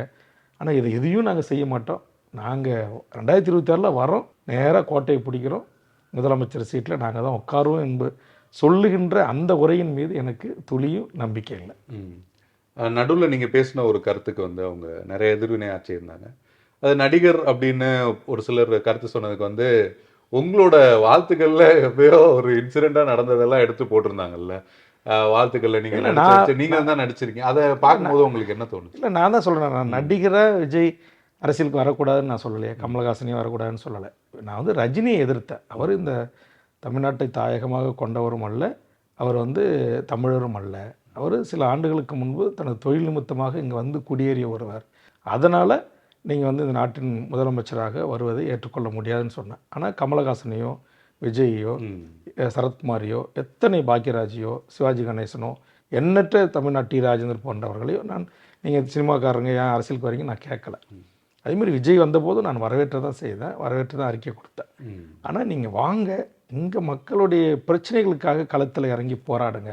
இப்போ உங்களுக்கு தெரியும், நாளொரு மேனியும் பொழுதொரு வண்ணமும் சின்ன சின்ன இயக்கங்களாக இருந்தாலும் மக்கள் அமைப்புகளாக இருந்தாலும் அவர்களோட தான் என்னுடைய வாழ்வு போய்கிட்டுருக்கு. அப்படி நீங்கள் பயணிங்க. இங்கே நீங்களே உதாரணமாக அன்றைக்கி மேடையில் சொன்ன ஐயா நல்லக்கண்ணு இருக்காங்க, ஐயா பழைய நெடுமாறன் ஐயா இருக்காங்க, ஓட்டு அரசியலை விரும்பாத அண்ணன் குளத்தூர் மணி, கோவை ராமகிருஷ்ணன், இன்னைக்கு மக்கள் அதிகாரம், மகாஇயக்கா, எத்தனையோ முற்போக்கு அமைப்புகள், இடதுசாரி அமைப்புகள் இருக்குது. ஐயா பாவலர் பிரஞ்சித்திரனுடைய மகன் தோழர் புகிலன் போன்றவர்கள், சுப இளவரசன் போன்றவர்கள், எத்தனையோ சின்ன சின்ன அமைப்புகள், இயக்கங்கள் என்னால் விரல் விட்டு என்ன இன்றைக்கும் எந்த அரசியல் பிரதிபலனும் இல்லாமல் போராடக்கூடிய எண்ணற்ற இயக்கங்கள் உங்களுக்கு இருக்குது. அதேமாதிரி இங்கே என்னை போன்ற தலைவர்கள் இருக்காங்க. இப்போ நம்ம தனியரசு போன்றவர்கள், தமிழ் மன்சாரி போன்றவர்கள், கேஎம் ஷெரீப் போன்றவர்கள், அவங்களாம் அரசியல் கட்சி நடத்துகிறாங்க.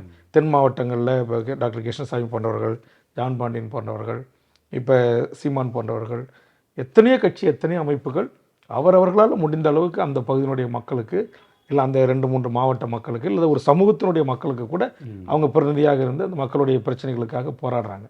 இப்போ கூடங்குளம் உதயகுமாரன் தோழர் எத்தனை ஆண்டுகள் அந்த போராட்டத்தை நடத்தினார்னு உங்களுக்கு தெரியும். அதுமாதிரி இப்போ எத்தனையோ இங்கே மக்கள் இயக்கங்கள் இருக்குது. இன்றைக்கி மீத்தேன் திட்ட எதிர்ப்பாளர் நம்ம திரு ஜெயராமன் போன்றவர்கள், இந்த மாதிரி எத்தனையோ நபர்கள் என்னால் பட்டியலிட முடியும். தனிநபராக இருந்து தமிழ் தேச அரசியலுக்காக தன் வாழ்நாளை அர்ப்பணித்து கொண்டு பணியை செய்யக்கூடிய தோழர் தியாகு, தோழர் மணியரசன் ஐயா போன்றவர்கள், இந்த மாதிரி. ஆனால் இவர்கள் யாரோடையும் நான் சேர மாட்டேன். இவங்க யாரோடும் சேர்ந்து மக்கள் இயக்கத்தில் நான் பணி செய்ய மாட்டேன். மக்களுக்கான பிரச்சனைக்கு நேரடியாக களத்துக்கு நான் வரமாட்டேன். நான் நேராக வருவேன், பனையூர்லேருந்து கேரவானில் இறங்குவேன், மேடையில் ஏறுவேன், அது என்னமோ சொல்லுவாங்களே அந்தமாரி நடப்பேன், கையசைப்பேன், அடுத்து நேராக கோட்டையில் பார்த்து உங்களை கையசைக்கிறேன் என்று சொல்லுகின்ற அந்த செயலைத்தான் நாங்கள் எதிர்க்கிறோம். அதைத்தான் இப்படி இருந்தால் கண்டிப்பாக தமிழ்நாட்டு மக்கள் இப்படிப்பட்டவர்களை தேர்ந்தெடுக்க வேண்டுமா என்பதை தமிழ்நாட்டு மக்கள் தான் ஆய்ந்து அறிந்து ஒரு விழிப்புணர்வு பெற்ற சமூகமாக சிந்தித்து முடிவெடுக்க வேண்டும் என்பதுதான் என்னுடைய கருத்து. அவரும் கொள்கை தலைவர்களாக சில தலைவர்கள் வந்து முன்வைக்கிறாரு. இப்போ வந்து மொழிப்போர் தியாகிகள் எல்லாம் வந்து நம்ம அவங்களோட தியாகங்கள் நிறைவேற்ற வந்து நம்ம பாடுபடணும். அவர் கொள்கை தலைவராக வைத்த அத்தனை பேரையும் குறித்து தமிழக சட்டமன்ற வரலாற்றில் முதலில் அவர்களுடைய பெருமைகளை அவர் தமிழ் சமூகத்துக்கு செய்ததை குறித்து பேசி வந்தான். அவர் வைக்காத பல தலைவர்களை பற்றியும் சட்டமன்றத்தில் வரலாற்று பக்கங்களில் தனதாக்கியவன் நான். ஆக நான் என்ன சொல்கிறேன்னா, அவர் கொள்கை தலைவரை வச்சதை குறித்து எனக்கு எந்த கருத்தும் இல்லை, எந்த எதிர்ப்பும் இல்லை. அதான் இதெல்லாம் வச்சுருக்கிறீங்க, சரி, வந்து நீங்கள் மக்களுக்கு சேவை செய்யுங்க, மக்களுக்கு பணியாற்றுங்க, அதான் என்னுடைய வேண்டுகோள். தாவேக வந்து கூட்டணி வைக்கிறதுக்கு வந்து காங்கிரஸ் உள்ளிட்ட பல கட்சிகளோட கூட்டணி வைக்க போகிறாங்க அப்படின்னு சில செய்திகள்லாம் வந்து அதில் வந்து தமிழக வாழ்வுரிமை கட்சி பேரும் குறிப்பிட்டு வந்து கூட்டணி வைக்கிறதுக்கு பேச்சுவார்த்தை அவங்க விரும்புகிறதா வந்து தான் செய்திகள் வந்தது. ஒருவேளை வந்தால் உங்களோட பதில் என்னவா இருக்கும்?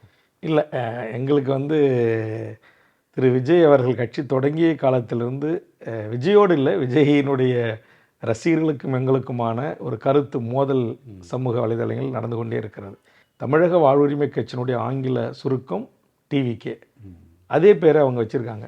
அவர்களுக்கு அட்வைஸ் செஞ்சவங்க அல்லது அவங்களுடைய வழக்கறிஞர் டீம் ஏற்கனவே இந்திய தேர்தல் ஆணையத்தில் தமிழக வாழ்வுரிமை கட்சின்னு பதிவு செய்யப்பட்டு தனித்து நின்று 35,000 வாக்குகளை பெற்று வைப்பு தொகை என்று சொல்லக்கூடிய டெபாசிட்டை வாங்கிய ஒரே அரசியல் கட்சி தமிழக வாழ்வுரிமை கட்சி தான்.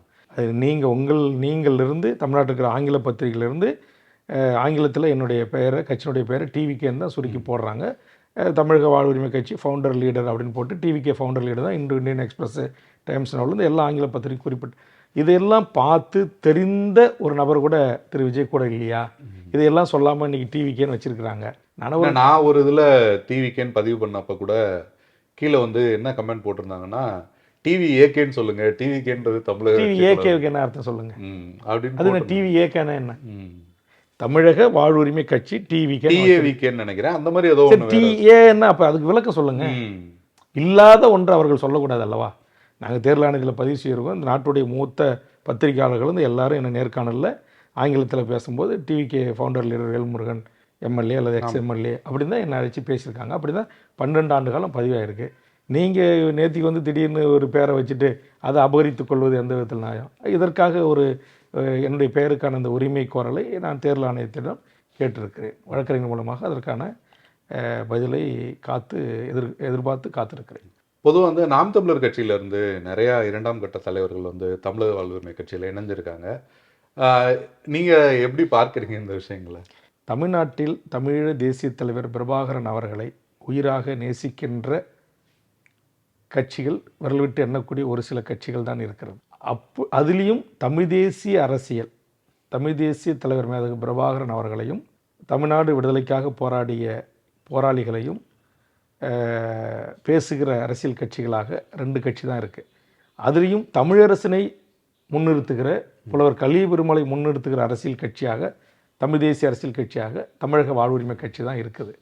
ஆக இதை மனதில் வைத்து நான் சொன்னேன். சீமான்கிட்ட வந்து ஒரு சில பேர்லாம் இப்போ விலகும்போது நான் சொன்னேன், திரு ராஜீவ்காந்தி விலகி திமுகவில் சேர்ந்தபோதும், திரு கல்யாணசுந்தரம் விலகிய அதிமுகவில் சேர்ந்தபோதும் நான் ஒரு நேர்காணலில் சொன்னேன், என்னுடைய அருமை ரத்தம் சீமான் அவர்களிடம் உங்களுக்கு கருத்து முரண்பாடுகள், ஏதாவது சங்கடங்கள், பிரச்சனைகள் இருந்தால் விலகுன்ற நீங்கள் போய் பிரிதொரு திராவிட கட்சியில் சேருவதும், பிஜேபியில் சேர்ந்தாங்க, பிஜேபியில் சேருவதை விட நீங்கள் தமிழக வாழ்வுரிமை கட்சிக்கு வாங்க. அதேமாரி என்னுடைய கட்சியிலிருந்து விலகி ஒரு சில பேர் போய் திமுக அதிமுகவில் சேர்ந்தபோது நான் சொன்னேன் அவங்கக்கிட்ட, நீங்கள் வந்து என்னுடைய ரத்தம் சீமான் தலைமையிலான நாம் தமிழ் கட்சியில் போய் சேருங்க. இது 2 தான் தலைவரை தூக்கி பிடிக்குது, மாவீரர் நாள் நடத்துது, முள்ளிவாய்க்கால் நினைவேந்தல் நடத்துது, அந்த இனப்படுகொலைக்கு உள்ளான அந்த உறவுகள் இங்கு வருகின்ற போது எங்கள் ரத்தம் துடித்து பல உதவிகளை நாங்கள் செய்கிறோம். குறிப்பாக விடுதலை சிறுத்தைகள், தமிழக வாழ்வுரிமை கட்சி, அதிமுக, அரசியல் கட்சிகள் 4 கட்சி தான். இயக்கங்களில் மணியண்ணன், ராமகிருஷ்ணன், நெடுமாற ஐயா, பல அமைப்புகள் இங்கே இருக்கிறாங்க. பாண்டிச்சேரியில் லோக ஐயப்பன் இருக்கார், நிறைய தலைவர்கள், KM ஷெரீப் கூட நிறைய பண்ணியிருக்காரு, மறைந்த பசுபதி பாண்டியன் பண்ணியிருக்கிறாரு, ஏன் டாக்டர் கிருஷ்ணசாமி கூட மருத்துவம்லாம் பார்த்துருக்காரு. ஆக எல்லாருக்குமே பங்காற்றியிருக்கிறாங்க. அதனால் நான் வந்து அந்த ஒரு கருத்தை சொன்னேன். அந்த கருத்தின் அடிப்படையில் இன்றைக்கி விலகி போகிறவங்க பல பேர் அவங்களுக்கு பிடிச்ச கட்சிக்கு போகிறாங்க. மீதி பேர் தமிழக வாழ்வுரிமை கட்சி தலைவரை இவங்க தூக்கி பிடிக்கிறாங்க, தமிழீழ விடுதலைக்காக வேல்முருகன் பேசுகிறாரு அப்படின்ற ஒரு நம்பிக்கையில் என் மீது வைத்திருக்கிற ஒரு அன்பின் பாலம். ஏற்கனவே நாம் தமிழ் கட்சியில் இருந்தபோதும் கூட பல பேர் என்கிட்ட தொடர்பில் தான் இருப்பாங்க, பேசுவாங்க, நாங்கள் நட்பு பாராட்டிட்டு தான் இருப்போம். ஒருவருக்கொருவர் நாங்கள் இப்போ என்ன ஒருத்தவங்க 2 பேர் சில பேர் எங்களை விமர்சனம் செய்து பேசலாம், யூடியூப் நடத்துகிறவங்க அந்த வருமானத்துக்காக பேசுகிறாங்க, அவங்க கூட தனிப்பட்ட முறையில் எங்கள் அண்ணன் தான் சொல்லுவாங்க. என்றைக்கும் எங்கள் அண்ணன் மீது அது சொல்லும்போது கூட அப்படி தான் சொல்லுவாங்க, என்றைக்கும் வேல்முருகன் அண்ணன் மீது தனிப்பட்ட முறையில் எங்களுக்கு வந்து மதிப்பு இருக்கிறது, மாண்பு இருக்கிறது.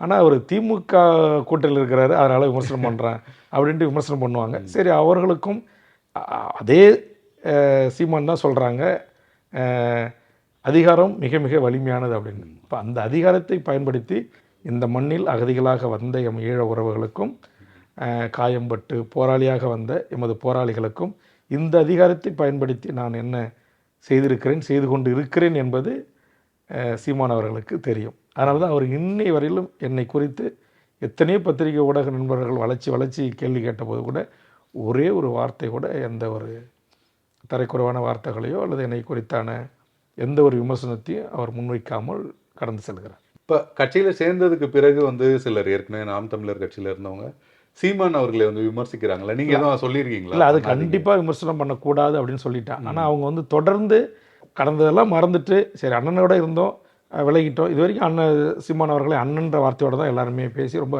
மரியாதை தான் பேசுகிறாங்க. ஆனால் சில விமர்சனங்கள் இருக்குது, அதை தவிர்க்கணும் அப்படின்னு சொல்லி நான் எல்லாருக்கும் வலியுறுத்தியிருக்கிறேன். கண்டிப்பாக எக்காரணத்தை கொண்டும் நீங்கள் வந்து தனிநபர் விமர்சனமோ குடும்ப விமர்சனமோ கூடாது. நீங்கள் எப்படி இப்போ உங்களை அவங்க இப்படி திட்டாங்கன்னு காயப்படுது எங்கள் மனசுன்னு சொல்லுவீங்களோ அதேமாரி தான் அவர்களுக்கும் காயப்படும். அதனால் அதை செய்யக்கூடாது அப்படின்னு வலியுறுத்தியிருக்கிறேன். அதே நேரத்தில் நியாயமான செய்ய வேண்டிய விமர்சனங்களை செய்யறதுல எனக்கு ஆட்சேபணம் இல்லை. அதேமாதிரி இப்போ சீமான் அவர்களையும் அவரும் வந்து அவங்கக்கிட்ட அப்படி தான் சொல்லியிருக்காரு, நீங்கள் தனிநபர் விமர்சனம் கூடாது, அதுவும் குறிப்பாக என்னுடைய ரத்தத்தை குறித்து யாருமே நீங்கள் பேசவே கூடாதுலாம் சொல்லியிருக்காங்க. ஆனால் அதையும் மீறி ஒரு சில பேர் அங்கே பேசுகிறாங்க, அதுக்கு உடனே எதிர்வினையாற்ற ஒரு சில பேர் இங்கேயும் பேசிடுறாங்க. அது கூடாது என்பது தான். அப்படி பேசிய தம்பி முருகானந்தம் போன்றவர்கள் பல சகோதரர்களை நான் அழைத்து கடுமையாக நான் விமர்சனம் பண்ணி சில நாள் பேசாமல் கூட இருந்திருக்கேன். அதனால் எனக்கு வந்து இந்த ஒரு புரிதல் இப்போது கூட தொலைக்காட்சியில் கூட நான் எல்லா தலைவர்கள் அமைப்புகளையும் சொல்லி ரொம்ப மாண்போடு தான் எல்லா தொலைக்காட்சியினுடைய தொலைக்காட்சியில் நீங்கள் எந்த நேர்காணல் எந்த யூடியூப்னுடைய பேட்டிகள் எடுத்தாலும் தனிப்பட்ட முறையில் நான் யாரையும் காயப்படுத்துகின்ற வகையில் அவர்கள் மனசு புண்படியை கூட நான் பேச மாட்டேன். கடுமையான கோபம் இருக்கும். அது வந்து தமிழர் நலன், தமிழ்நாட்டின் மொழி உரிமை, வாழ்வுரிமை பிரச்சனைகளில் தான் அந்த கடும் கோபம் இருக்குமே தவிர மற்ற நேரங்களில் நான் எல்லாருக்கிட்ட நான் சொல்லணும், எனக்கு குறிப்பிட்ட இன்னார் தான் நண்பர்னு கிடையாது. எல்லார் இடத்துலையுமே விஜயகாந்த் ஒரு காலத்தில் கடுமையாக விமர்சனம் பண்ணியிருந்தேன். ஆனால் அவர் ஜெயிச்சு எம்எல்ஏ ஆன உடனே என் பக்கத்தில் வந்து உட்காந்து இந்த சட்டமன்றம்னா என்ன, அங்கே யார் உட்காந்துருப்பா, இவர் யார், அவருக்கு எல்லாமே கைட் பண்ணீங்க. அவர் வந்து கேட்டார், நான் சொன்னேன். அது பல தொலைக்காட்சியில் நான் பதிவு பண்ணேன். அவர் வந்து அது பெருந்தன்மையோடு எடுத்துக்கிட்டாரு. சுதீஷ் கூட என்கிட்ட அதை பகிர்ந்துக்கிட்டாங்க. அது அப்புறம் அவருடைய அந்த உணவளிப்பது, ஏழ்மையானவர்களை வந்து முன்னேற்றுவதற்கு உதவி செய்வது, அந்த நற்பண்புகள்லாம் வந்து பிடிச்சி எனக்கு நான் ரொம்ப அவரை மானசீகமாக அவரை வந்து நான் வந்து பாராட்டியிருக்கிறேன். ஆனால் நான் பாமக அது இளங்கன்று பயமறியாதுன்ற மாதிரில அப்போ வந்து என்னடா இது வட தமிழ்நாட்டில் ஐயா சொன்னதை வச்சுக்கிட்டு நான் வந்து கடுமையாக விமர்சனம் பண்ணிட்டேன். இங்கே வந்து வட தமிழ்நாட்டில் வந்து ஓட்ட போடுறாரு, இல்லை நம்ம பசங்க தான் கொடி பிடிச்சி ஓடுறானுங்க, கட்டு விட்டு வைக்கிறானுங்கும்போது நான் கடுமையாக விமர்சனம் பண்ணினேன். அப்புறமே அவர் ஒரு திரைத்துறையில் இருந்தாலும் கூட அவருக்கு பின்புலமாக அவர் வந்து என்னென்ன பணிகள்லாம் மக்களுக்கு சேர்த்த பணத்திலிருந்து எப்படிலாம் உதவி செஞ்சுருக்காரு, எப்படி தன்னோட பணியாளர்களை உயர்த்தியிருக்கிறாரு, அதெல்லாம் தெரிஞ்சுக்கிட்ட போது எனக்கு அவர் மீது மிகப்பெரிய மரியாதை ஏற்பட்டது. அவருடைய இறப்புக்கு நான் போய் அஞ்சலி செலுத்தி அவருடைய அந்த நினைவுகளை நான் பகிர்ந்து கொண்டேன். நீங்கள் பாமகலேருந்து வெளியேறின அந்த காலகட்டத்தில் வந்து சீமான் வந்து நாம் தமிழர் கட்சிக்கே உங்களை வந்து தலைமை பொறுப்புக்கே வர சொல்லி கூப்பிட்டாரு, நீங்களே வந்து தலைவராக இருங்க அப்படின்ற மாதிரி. என்னைக்காவது பின்னாடி அதை யோசிச்சிருக்கீங்களா, பேசாமல் அந்த பொறுப்பை எடுத்துருக்கலாம் அப்படின்ற மாதிரி? இல்லை, அதாவது அவர் வந்தார் என்னுடைய புலியூர் தோட்டத்தில் மருத்துவர் ஐயாவால் நீக்கப்பட்டவுடன் நான் அங்கே என்னுடைய விவசாய தோட்டத்தில் இருந்தேன். முன்னணி தோழர்களோடு தலைவரோடு வந்தார். நான் வந்து கொளத்தூர் மணியன்னு கூப்பிட்டேன், அவரும் வரல. நீங்கள்னாச்சும் வாங்க ரத்தம், நீங்கள் வந்து கட்சியை வழிநடத்துங்க அப்படின்னு சொல்லி அழைச்சார். இப்போது கூட வந்து அவர் வந்து கூட இருக்கிறவங்க ஒரு சில பேர் வந்து அவரை வந்து ஏதாச்சும் அப்பப்போ தவறான தகவல் சொல்லி அவரை இது பண்ணலாம். ஆனால் உண்மையிலேயே பழகுவதற்கு, நட்பு பாராட்டுவதற்கு நீங்கள் யாராக இருந்தாலும் சரி தான், எதிரியாக இருந்தால் கூட அப்படியே கட்டி அணைச்சி அண்ணன், மாமா, மச்சான், தம்பி, சித்தப்பா, பெரியப்பா, உங்களுக்கு தெரியும் அவர் எல்லாரையும் அப்பா, பெரிய அப்படியேப்பட்ட அவர் வந்து உண்மையிலே ஒரு நட்புக்காக ஒரு இயங்கக்கூடியவர். அப்படியே அந்த அன்பை அளவு கடந்த அன்பை பொழியக்கூடிய ஒரு நல்ல மனிதர் தான்.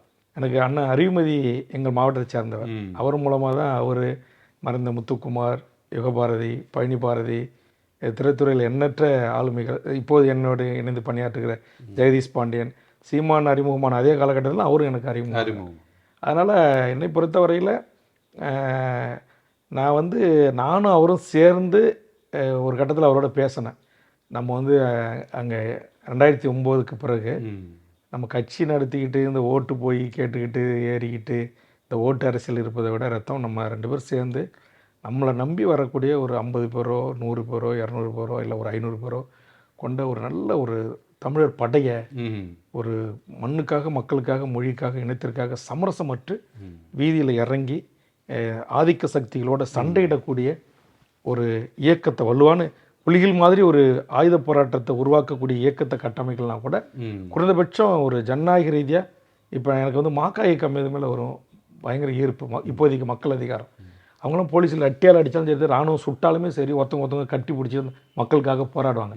இப்போ கொஞ்சம் சொச்சம் கொஞ்சம் இருக்குன்னா அவங்கக்கிட்ட இருக்குது அந்த போர்க்குன்னா, அதை விட்டால் 2 கம்யூனிஸ்டுகள்கிட்ட இருக்குது. அதுலேயும் குறிப்பாக எஸ்ஐபி கிட்டையும் ஏஐஎஃப் கிட்ட தான் இருக்குது. சிபிஎம்னுடைய இளைஞர் அமைப்புக்கிட்டையும் சிபிஐயினுடைய இளைஞர் அமைப்பு, மாணவர் அமைப்புக்கிட்ட மட்டும்தான் அந்த போர்க்குணம் இருக்குது. ஒரு கட்டத்தில் பாட்டாளி மக்கள் கட்சியில் இருந்துச்சு, விடுதலை சிறுத்தைகள் இருந்துச்சு, மதிமுகவில் இருந்துச்சு. ஆனால் அப்படியேப்பட்ட ஒரு போர்க்குணம் இன்றைக்கி அப்படியே கொஞ்சம் கொஞ்சமாக மழுங்கி இன்றைக்கி வந்து தமிழ்நாட்டில் வந்து ஏதோ பெயரளவுக்கு ஒரு ஆர்ப்பாட்டம், ஒரு போராட்டம், அதுவும் சனி ஞாயிறு போராட்டம் அப்படின்ற மாதிரி போயிட்டு இருந்துச்சு. அதனால் இதையெல்லாம் வந்து ஒரு இரவு முழுவதும் எனக்கு தூக்கம் இல்லை. அப்போ நான் என்ன செஞ்சேன், திடீர்னு இரவு விடிய கிளம்புற ஒரு அநேகமாக ஒரு 3 to 4 இருக்கும், தூக்கம் வரல. சரி, இதை பேசி ஆகணும், இது ஒரு முடிவு எடுத்தாகணும். அங்கே ஏன்னா செய்தி அங்கேருந்து மிக மோசமாக வந்துக்கிட்டே இருக்குது. அப்போ விடிய தூக்கமே இல்லை. ராமகிருஷ்ணன் பேசுவாங்க, மணியண்ணன் பேசுவாங்க, எல்லா செய்தி வரும், அங்கேருந்து எனக்கு பேசுவாங்க, சீமான் ரத்தம் எனக்கு பேசுவாங்க. அப்போ எனக்கு தூக்கமே இல்லை. ஒரு நாள் திடீர்னு ஒரு நாள் கார் எடுத்துக்கிட்டு நானே ஓட்டிகிட்டு போய் சீமான் வீட்டுக்கு போய் போனால் வீடு பூட்டிருக்கு, அவர் உள்ளே தூங்குறாரு. அப்போ திருமணம் ஆகலைன்னு, திருமணம் ஆச்சா ஆகலைன்னு எனக்கு தெரில, ஆகலைன்னு தான் நினைக்கிறேன். அந்த 2007லேருந்து 2009 வரைக்கும் அந்த காலகட்டம் தான். நான் வந்து காம்பவுண்ட் சுவரை, அவருடைய வீட்டு காம்பவுண்ட் சுவரை ஏறி குதித்து போய் அவர் அறையை தட்டி எழுப்புனா வந்து தூக்கும் போதிலே வந்து கலகத்தில் வந்து கதவை திறக்கிறாரு. என்ன ரத்தம், என்ன இடத்துல? இல்லை ரத்தம், கொஞ்சம் முக்கியமாக பேசணும் அப்படின்னு சொல்லிட்டு அவர்கிட்ட நான் பகிர்ந்துக்கிட்டேன். நம்ம 2 பேரும் சேர்ந்து இயக்கம் கட்டமைக்கலாமா, ஒரு போர்க்குணம் கொண்ட இளைஞர்களை நம்ம தயார்படுத்தலாமா அப்படின்னு கேட்டேன். அது எனக்கு அப்படி தான் கேட்டேனே தவிர கட்சிக்கு நான் வந்துடுறேன், நம்ம தலைமையேற்று நான் நடத்துகிறேன் அப்படின்னு அவர்கிட்ட சொல்லலை. இல்ல அவர் உங்களை கூப்பிட்டதா சொன்னாங்க. இல்லை, அவர் கூப்பிட்டாரு. ம். கூப்பிட்டதோடு மட்டும் இல்லாமல் அது முதல் பொதுக்கூட்டம், முதல் மாநாடுலாம் நடத்தும் போதெல்லாம் கூட என்கிட்ட, நான் பாமகவில் இருக்கும்போதே என்னை பெனின்சுலா ஹோட்டலில் சந்திப்போம். அங்கே பேசும்போது என்கிட்ட சொன்னார், வந்து ஒரு நாள் வந்து பயிற்சி கொடுங்க, அவங்கள எல்லாரையும் என்கிட்ட இருக்கிற தம்பிங்கெல்லாம் கூட்ட அழைச்சி எப்படி ஒரு கட்சி நடத்தணும், எப்படி முறைப்படுத்தணும் அப்படின்றதெல்லாம் நீங்கள் அவங்களுக்கு பயிற்சி கொடுங்க, பேசுங்க அப்படின்லாம் சொன்னார். நிச்சயமாக வந்து அவர் பல கட்டத்தில் என்ன மாதிரி அவர் கூட போய் நானோ குளத்தூர் மணி அண்ணனோ போய் சேர்ந்துருந்தால் கண்டிப்பாக எங்களுக்கான ஒரு முக்கிய தலைமை பொறுப்புகளை கொடுத்துட்டு அவர் வந்து கட்சி நடத்துவதற்கு நான் படம் எடுத்து சம்பாரித்து உங்களுக்கு உதவி செய்கிறேன் அந்த டோனில் அப்படியெல்லாம் பேசிய காலங்கள்லாம் உண்டு. ஆரம்ப காலத்துல நீங்க வந்து ஒரு தோழரா கூட பயணிச்ச அப்படி அந்த காலகட்டத்தில் இப்போ ஒரு 15 வருஷ கட்சிக்கு பிறகு அவர்கிட்ட ஏதாவது மாற்றங்கள் அந்த மாதிரி தெரியுதுன்னு பார்க்குறீங்களா? இல்லை என்ன மாதிரி? அது மாற்றங்கள் வந்து இன்றைக்கி நான் ஒரு துணை இயக்குனரா, அப்புறம் இயக்குனரா, அப்புறம் கதை வசனகர்த்தாவா அப்படி இருந்த ஒரு என் நட்புக்குரியவர் இன்றைக்கு வந்து ஒரு அரசியல் கட்சியின் தலைவராக இன்றைக்கு தன்னுடைய அந்த பேச்சாற்றல் மூலமாக ஈர்க்கப்பட்ட இரண்டாங்கட்ட அவருக்கான கிடைத்த தலைமைகள், அவருக்கான கிடைத்த தொண்டர்கள், ஒரு அப்பழுக்கற்ற தொண்டர்கள், அப்பழுக்கற்ற இரண்டாங்கட்ட தலைமைகள், இது எல்லாம் சேர்ந்து இன்றைக்கு 8% வாக்குகளை பெற்று ஒரு தமிழ் தேசிய தலைவரை, தமிழ் தேசிய அரசியலை மக்களிடம் கொண்டு சேர்த்ததில் அவருடைய பங்கு மிகப்பெரிய பங்கு. அது மறுக்க முடியாத உண்மை. ஆனால் சில விடயங்களில், சில பேச்சுகளில் எனக்கு வந்து உடன்பாடு இல்லை. சில காட்டமாக விமர்சிப்பது, கொஞ்சம் பேசுவது, அது வந்து சில பேச்சுகளில் எனக்கு உடன்பாடு இல்லை. அவருடைய அவருடைய கட்சி கொள்கையும் எங்கள் தமிழ் வாழ்வுரிமை கட்சியினுடைய கட்சி கொள்கையும் கிட்டத்தட்ட 90% ஒரே கொள்கை தான், ஒரே கோட்பாடு, ஒரே லட்சியம், ஒரே நோக்கத்திற்காகத்தான் இரண்டு கட்சிகளும் தமிழ்நாட்டில் இயங்குகின்றன. ஆனால் அதை வந்து திரு சீமான் ரத்தம் ஏற்றுப்பார். ஆனால் அவர்கிட்ட இருக்கிற அந்த இரண்டாங்கட்ட தலைவர்களுக்கு அந்த ஒரு என்ன சொல்லுவாங்க, ஒரு பெருந்தன்மை, ஒரு புரிதல், ஒரு பக்குவம், அது அவங்கக்கிட்ட இல்லை. அவங்க வந்து ஏதோ ஒரு திமுகவில் நம்ம கூட்டணி வச்சுட்டோம் அப்படிங்கிறதுக்காக நம்ம வந்து கடந்த காலத்தில் நம்ம எந்த பாசறையில் பயின்றோம், யாரோட பழகணும், யாருக்கிட்ட இருந்து அரசியல் கற்றுக்கணும், அதையெல்லாம் மறந்துட்டு 10ஓடு 11 திராவிட அரசியல் கட்சிகள் செய்கின்ற அதே அரசியலைத்தான் நான் செய்வேன் என்ற அந்த புரிதலோடு விமர்சனம் பண்ணுறாங்க. அதான் எனக்கு வழியாக இருக்குது. அதை வந்து நேரம் காலம் வருகின்ற போது, இன்றைக்கி என்னோட இருக்கவங்க கூட சில மாதங்களுக்கு முன்பு என்னை விமர்சனம் செஞ்சவங்க தான். அதனால் காலம் இதற்கு எல்லாம் மருந்தாக அமையும் அப்படின்னு சொல்லி நான் கடந்து போகிறேன். அவர்களும் என்னுடைய ரத்த உறவுகள். எப்படி நான் சீமான் அவர்களை என் ரத்தம்னு சொல்கிறேன், அவரும் என் ரத்தம்னு சொல்கிறாரோ அந்த உணர்வோடு தான் நான் அவர்களை பார்க்குறேன். இன்றைக்கி பல்லாயிரக்கணக்கான இளைஞர்கள் அங்கேருந்து தான் என்கிட்டையும் வந்திருக்காங்க. பல இரண்டாங்கட்ட தலைவர்களும் என்னை கடுமையாக திராவிடத்துக்கு சொம்பு, திராவிடத்துக்கு கைக்கூலி அப்படின்னு விமர்சனம் செய்தவர்கள் தான் இன்றைக்கி என்னை வந்து ஐயோ உங்களை வந்து நாங்கள் இத்தனை ஆண்டு காலம் மிஸ் பண்ணிட்டோம், இப்படி ஒரு தனிமனித ஒழுக்கத்துடன் இவ்வளோ ஒரு அறம் சார்ந்து, இவ்வளோ ஒரு நேர்மையாக, இவ்வளோ ஒரு ஜனநாயகத்தன்மையோடு இந்த கட்சி நீங்கள் நடத்துறது எங்களுக்கு இத்தனை நாள் தெரியலையே அப்படின்னு அவர்கள் கவலை கொள்கிறார்கள். அந்த மாதிரி தான் இன்றைக்கி என்னை விமர்சனம் செய்யக்கூடிய நாம் தமிழ் கட்சியினுடைய யூடியூபர்ஸ் நண்பர்களும் ஒரு காலத்தில் கவலை கொள்வார்கள் என்று நான் கணிக்கிறேன். பொதுவாக திமுக கூட்டணி கட்சிகள் மீது ஒரு விமர்சனங்கள் முன்வைக்கிறாங்களே, ஆளுங்கட்சி ஏதாவது தவறு செய்தால் கூட வந்து பெருசாக எதிர்த்து போராடுறதில்ல, கேள்வி கேட்கறதில்ல அப்படின்னு. அந்த விமர்சனம் என்னை நோக்கி இல்லை என்பது உங்களுக்கே தெரியும்னு நினைக்கிறேன். பொதுவாக இல்லை, கூட்டணி கட்சிகள் அது மற்ற கட்சி தலைவர்கிட்ட தான் நீங்கள் அதை கேட்கணும். அதுக்கு நான் அப்படிப்பட்டவன் இல்லை என்பதை இந்த நாட்டில் இருக்கிற அனைத்து ஊடக பத்திரிகை நண்பர்களும் ஏற்றுக்கொள்ளுகிறார்கள். அந்த அளவுக்கு தான் நான் கூட்டணியில் இருந்தாலும் சட்டமன்றத்திலும் மக்கள் மன்றத்திலும் மக்களுக்கான போராட்ட களத்திலும் நான் முதன்மையானவனாக இருக்கிறேன். அந்த குற்றச்சாட்டு என் மீது இல்லை என்று நான் முழுவதுமாக நம்புகிறேன்.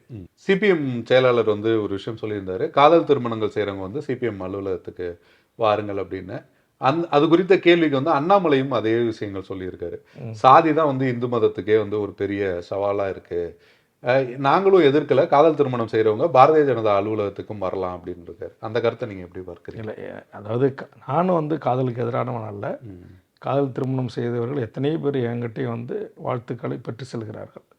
வாழ்த்துக்களை பெறுவதற்கு அலுவலகமோ வீடோ, ஒரு தலைவர்கள் எங்கே இருக்கிறார்களோ அங்கே வந்து வாழ்த்துக்களை பெற்று செல்வதில் எந்தவித மாற்று கருத்தும் இல்லை. அண்ணாமலை அவர்கள் சொல்வதில் தான் எனக்கு சற்று சந்தேகம் இருக்கிறது. காரணம், எந்த இந்து மதத்திற்காக நாங்கள் தான் ஒட்டுமொத்த குத்தகைதாரர் என்று சொல்லுகிறார்களோ, அதே இந்து மதத்தில் பிறந்தவர்களைத்தான் இன்றைக்கு தீண்டாமை கொடுமையால் இன்றைக்கு ஒதுக்கி வைக்கப்படுகின்ற ஒரு அவலம் இந்தியாவில் இருக்கிறது. அதுவும் இந்த நாட்டின் முதல் குடிமகனுக்கும் குடிமகளுக்குமே இருக்கிறது. அது எந்த இந்து மதம்? அந்த இந்து மதத்தை தூக்கி பிடிக்கிற கட்சி தான் பாரதிய ஜனதா.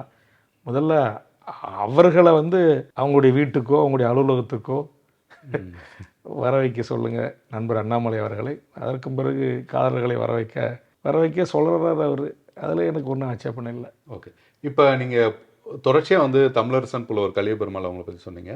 ஓரளவுக்கு அவங்களோட விஷயங்களை தழுவி விடுதலை திரைப்படம் வந்தது, பார்த்தீங்களா? ஆமாம், நான் விடுதலை 1, 2 ரெண்டையுமே பார்த்தேன். நான் வெற்றிமாறனை பாராட்டியிருக்கிறேன். அந்த படத்தினுடைய அசோசியேட் டைரக்டர் தான், இணை இயக்குனர் தான் திரு ஜெகதீஷ் பாண்டியன். அவரும் என்னோட இது குறித்த அடிக்கடி பேசுவார். படத்தை பார்த்துருக்குறேன். வேற திரைப்படங்கள் சமீபத்தில் வேற எதுவும் பார்த்தீங்களா? இந்த படங்களை கூட நான் திரையரங்கில் சென்று பார்க்கல. நான் ஓடிடியில் பார்த்தேன். இப்படி தான் நான் பார்த்தேன். நான் அந்த திரையரங்கில் போய் ரொம்ப திரையரங்குக்கு கடைசியாக போனோம், ஏதாவது ஞாபகம் இருக்கா? இப்போதைக்கு எதுவும் ஞாபகம் இல்லை. திரு ரஞ்சித் அவர்கள் ஒரு படத்தை அண்ணன் திருமாவளவனும் எனக்கும் போட்டு காட்டினார். அவருடைய முதல் படமா 2வது படமா எனக்கு மெட்ராஸ் ஏதோ ஒன்று. அந்த படம் நான் பெரும்பாலும் சினிமா படங்களை ஞாபகத்தில் வைத்துக்கொள்ள மாட்டேன். 2வது இந்த தொடக்க விழா இந்தமாரி ப்ரீவி ஷோ கூப்பிடுவாங்க, அப்படி சில படங்கள் பார்த்தது உண்டு. இப்போ சின்ன வயசில் ஸ்கூல் படிக்கும்போது அதுக்கு நான் 6ஆம் வகுப்புலேருந்து 10வது படிக்கிற வரைக்கும் குள்ளஞ்சாவடியில் அங்கே எங்கள் ஊரில் 2 கீத்து கொட்டா இருக்கும். அந்த கீத்து கொட்டாயில் அப்போ வெளியே வந்த 90க்கு முன்னாடி வந்த படங்களை பார்த்துருக்கேன். புலிகளோடையும் நேரடி தொடர்பு ஏற்றப்பட்ட பிறகு அந்த வழிகள் அந்த பிரச்சனைகளை உள்வாங்கிய பிறகு என் வாழ்நாளில் பெருமளவில் கொண்டாட்டங்களே இல்லை. அப்போ உங்களுக்கு பிடிச்ச ஹீரோ அந்த மாதிரிலாம் இருந்திருக்காங்க? எனக்கு அதான் சொல்கிறேன்னா, எனக்கு தனிப்பட்ட முறையில் யாரும் எனக்கு பிடிச்ச ஹீரோ, ஏன்னா கேப்டன் பிரபாகரன் என்கிற பெயரை வச்சதால விஜயகாந்தனுடைய அந்த உடை, இந்த புலிகளுடைய உடை எனக்கு பிடிக்கும். மற்றபடி எனக்கு இன்னார் தான் பர்டிகுலராக பிடிக்கும் அப்படின்னு கிடையாது. ஏன்னா நான் அதை சொன்னேன், ரொம்ப சின்ன வயசுலேயே தமிழ் 83லேயே தமிழ் விடுதலையை உள்வாங்க ஆரம்பிச்சிட்டேன். அந்த போராளிகளோடு 2.5 கலந்து வாழ தொடங்கிட்டேன். அதனால் என் வாழ்க்கையில் நான் பிறந்தநாள் கொண்டாடுறதில்லை. அந்த சுப தமிழ்ச்செல்வன் 2007 இறப்பதற்கு முன்பு வரை நான் மோதிரம், செயின், பிரேஸ்லெட்டு இதெல்லாம் போட்டுக்கிட்டு ரொம்ப அந்த கிராமத்தில் சொல்லுவாங்களே, ஒரு ஜமீன்தார் குடும்பத்து பிள்ளை அல்லது பெருநிலைக்கிழாருடைய மகன் என்கிற இந்த வெண்பட்டு வேட்டி சட்டை பொங்கல் திருவிழாவில் அந்த ஒரு இது இருந்துச்சு. எல்லாமே அந்த அப்படியே அதுவும் குறிப்பாக 2007 2009 என் வாழ்நாளில் எந்த கொண்டாட்டங்களுக்கும் இடமில்லை, எந்த கேளிக்கைகளுக்கும் இடமில்லாமல் போயிடுச்சு. அரசியலிலேயே தான் ரஜினியை அடுத்தவர் ஆக்க வேண்டும் என்ற ஒரு எண்ணம் இன்றைக்கு இளைஞர்கள் மத்தியிலும் பரபரப்பாக பேசப்படுகின்றது. இந்த 80கள் கடைசி பகுதியிலையும் 90களிலையும் இது பொன்பரப்பில் தமிழ்நாடு விடுதலை படை என்கிற ஆயுத குழு தமிழரசனுக்கு பிறகு அது கலைக்கப்பட்டு அங்கே தமிழ் தேசிய விடுதலை இயக்கம் அப்படின்னு ஒரு அரசியல் அமைப்பாக வெகுஜன் அமைப்பாக கட்டமைக்கப்பட்டது. அதற்கான அந்த கை விலங்கு, இடப்பட்ட விலங்கு அது உடைத்து எரிவது போன்ற ஒரு காட்சியை நான் அன்றைக்கி சென்னை திருவொற்றியில் இருந்தேன். அப்போ நான் தான் அதை வடிவமைத்து அந்த இயக்கத்துக்கான பெயர் சூட்டி அதற்கான ஒரு நிகழ்வில் அன்றைக்கு தமிழ்நாடு விடுதலை. வயசு என்ன உங்களுக்கு? அப்போ 17 வயசுக்குள்ளே தான் இருக்கும். அப்போவே இந்த சினிமா விமர்சனங்கள் இருக்குது. அது போக அப்போவே ஒரு அரசியல் சிந்தனை அந்த மாதிரி. ஆமாம், அன்றைக்கே நான் ரஜினியை விமர்சனம் பண்ணியிருக்கேன். இந்த ரஜினிக்கு இதில் ஆமாம், ரஜினிக்கு பாலாபிஷேகம் செய்கிறது, கட்டோட்டு வைக்கிறது, ஈழத்தில் எங்கள் தலைவர் போராடிக்கிட்டு இருக்காரு, அதெல்லாம் குறித்து நான் பேசியிருப்பேன். அது இன்றைக்கி எனக்கு நினச்சி பார்த்தா கூட நம்ம ஒரு 15-17 வயசில் நம்ம உலக அரசியல் அது என்ன சொல்ல போனால் ஈழம் சார்ந்து பேசியிருப்பேன். அன்றைக்கே நான் பேசினேன் அப்படின்னா அதுக்கு தான் காரணம் நான் சொன்ன மாதிரி அது அந்த மண்ணில் கிடைத்த அனுபவங்கள் தான் எனக்கு அது ஒரு பாடமாக இருந்துச்சு. அந்த பேச்சு இன்றைக்கி நிறைய பேர் வேல்முருகனுக்கும் தமிழ் தேசியத்துக்கு என்ன சம்பந்தம், வேல்முருகனுக்கும் தமிழ்நாடு விடுதலை படைக்கு என்ன சம்பந்தம், வேல்முருகனுக்கும் தமிழ் தேசிய விடுதலை இயக்கத்துக்கு என்ன சம்பந்தம் அப்படின்னு இந்த விவரம் தெரியாமல் முகநூல்ல கேள்வி கேட்டு என்னை கண்டமணிக்கு திட்டுறாங்கல்ல யூடியூபர்ஸு, அவங்களுக்கு அப்படியே என்ன சொல்லுவாங்க, உள்ளங்கையில் கிடைக்கிற ஒரு ஆதாரம் தான் வேல்முருகனுக்கும் தமிழ் விடுதலை புலிகளுக்கும் தமிழ்நாடு விடுதலை படைக்கும் எப்படி நான் பங்காற்றினேன் என்பதற்கான ஆவண சாட்சி. அதேமாதிரி பொன்பரப்பில் ஒரு மாநாட்டில் நான் கொடியேற்றுவோம், அது ஒரு படம் காட்சி இருக்கும். அம்மா தமிழரசோடைய அம்மா இருப்பாங்க, நான் இருப்பேன், இளவரசன், கோக ராமசாமி, அன்றைக்கு தமிழ்நாடு விடுதலை படையினுடைய தலைவராக இருந்தவர்கள் எல்லோரும் இருப்பாங்க, லெனின் அப்பா எல்லோரும் இருப்பாங்க. திரைப்படங்கள் நீங்க சொல்றதுல புரிஞ்சுக்க முடியுது. பாட்டு கேட்கிறது அந்த மாதிரி.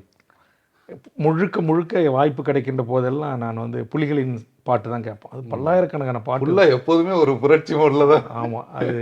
அதான் அது சின்ன அது நினைவிருந்த காலத்துலேருந்து பழகியாச்சு. அது அப்படியே பழக்கமாகிடுச்சு. அதை மாற்றிக்க முடியல. சினிமா பாடல்கள் கூட கேட்க மாட்டீங்களா? சினிமா பாடல்கள் எங்கேயாச்சும் இப்போ நீங்கள் கேட்டுட்டு போகிறீங்கன்னா நானும் உட்காந்து கேட்டு வருவேன்.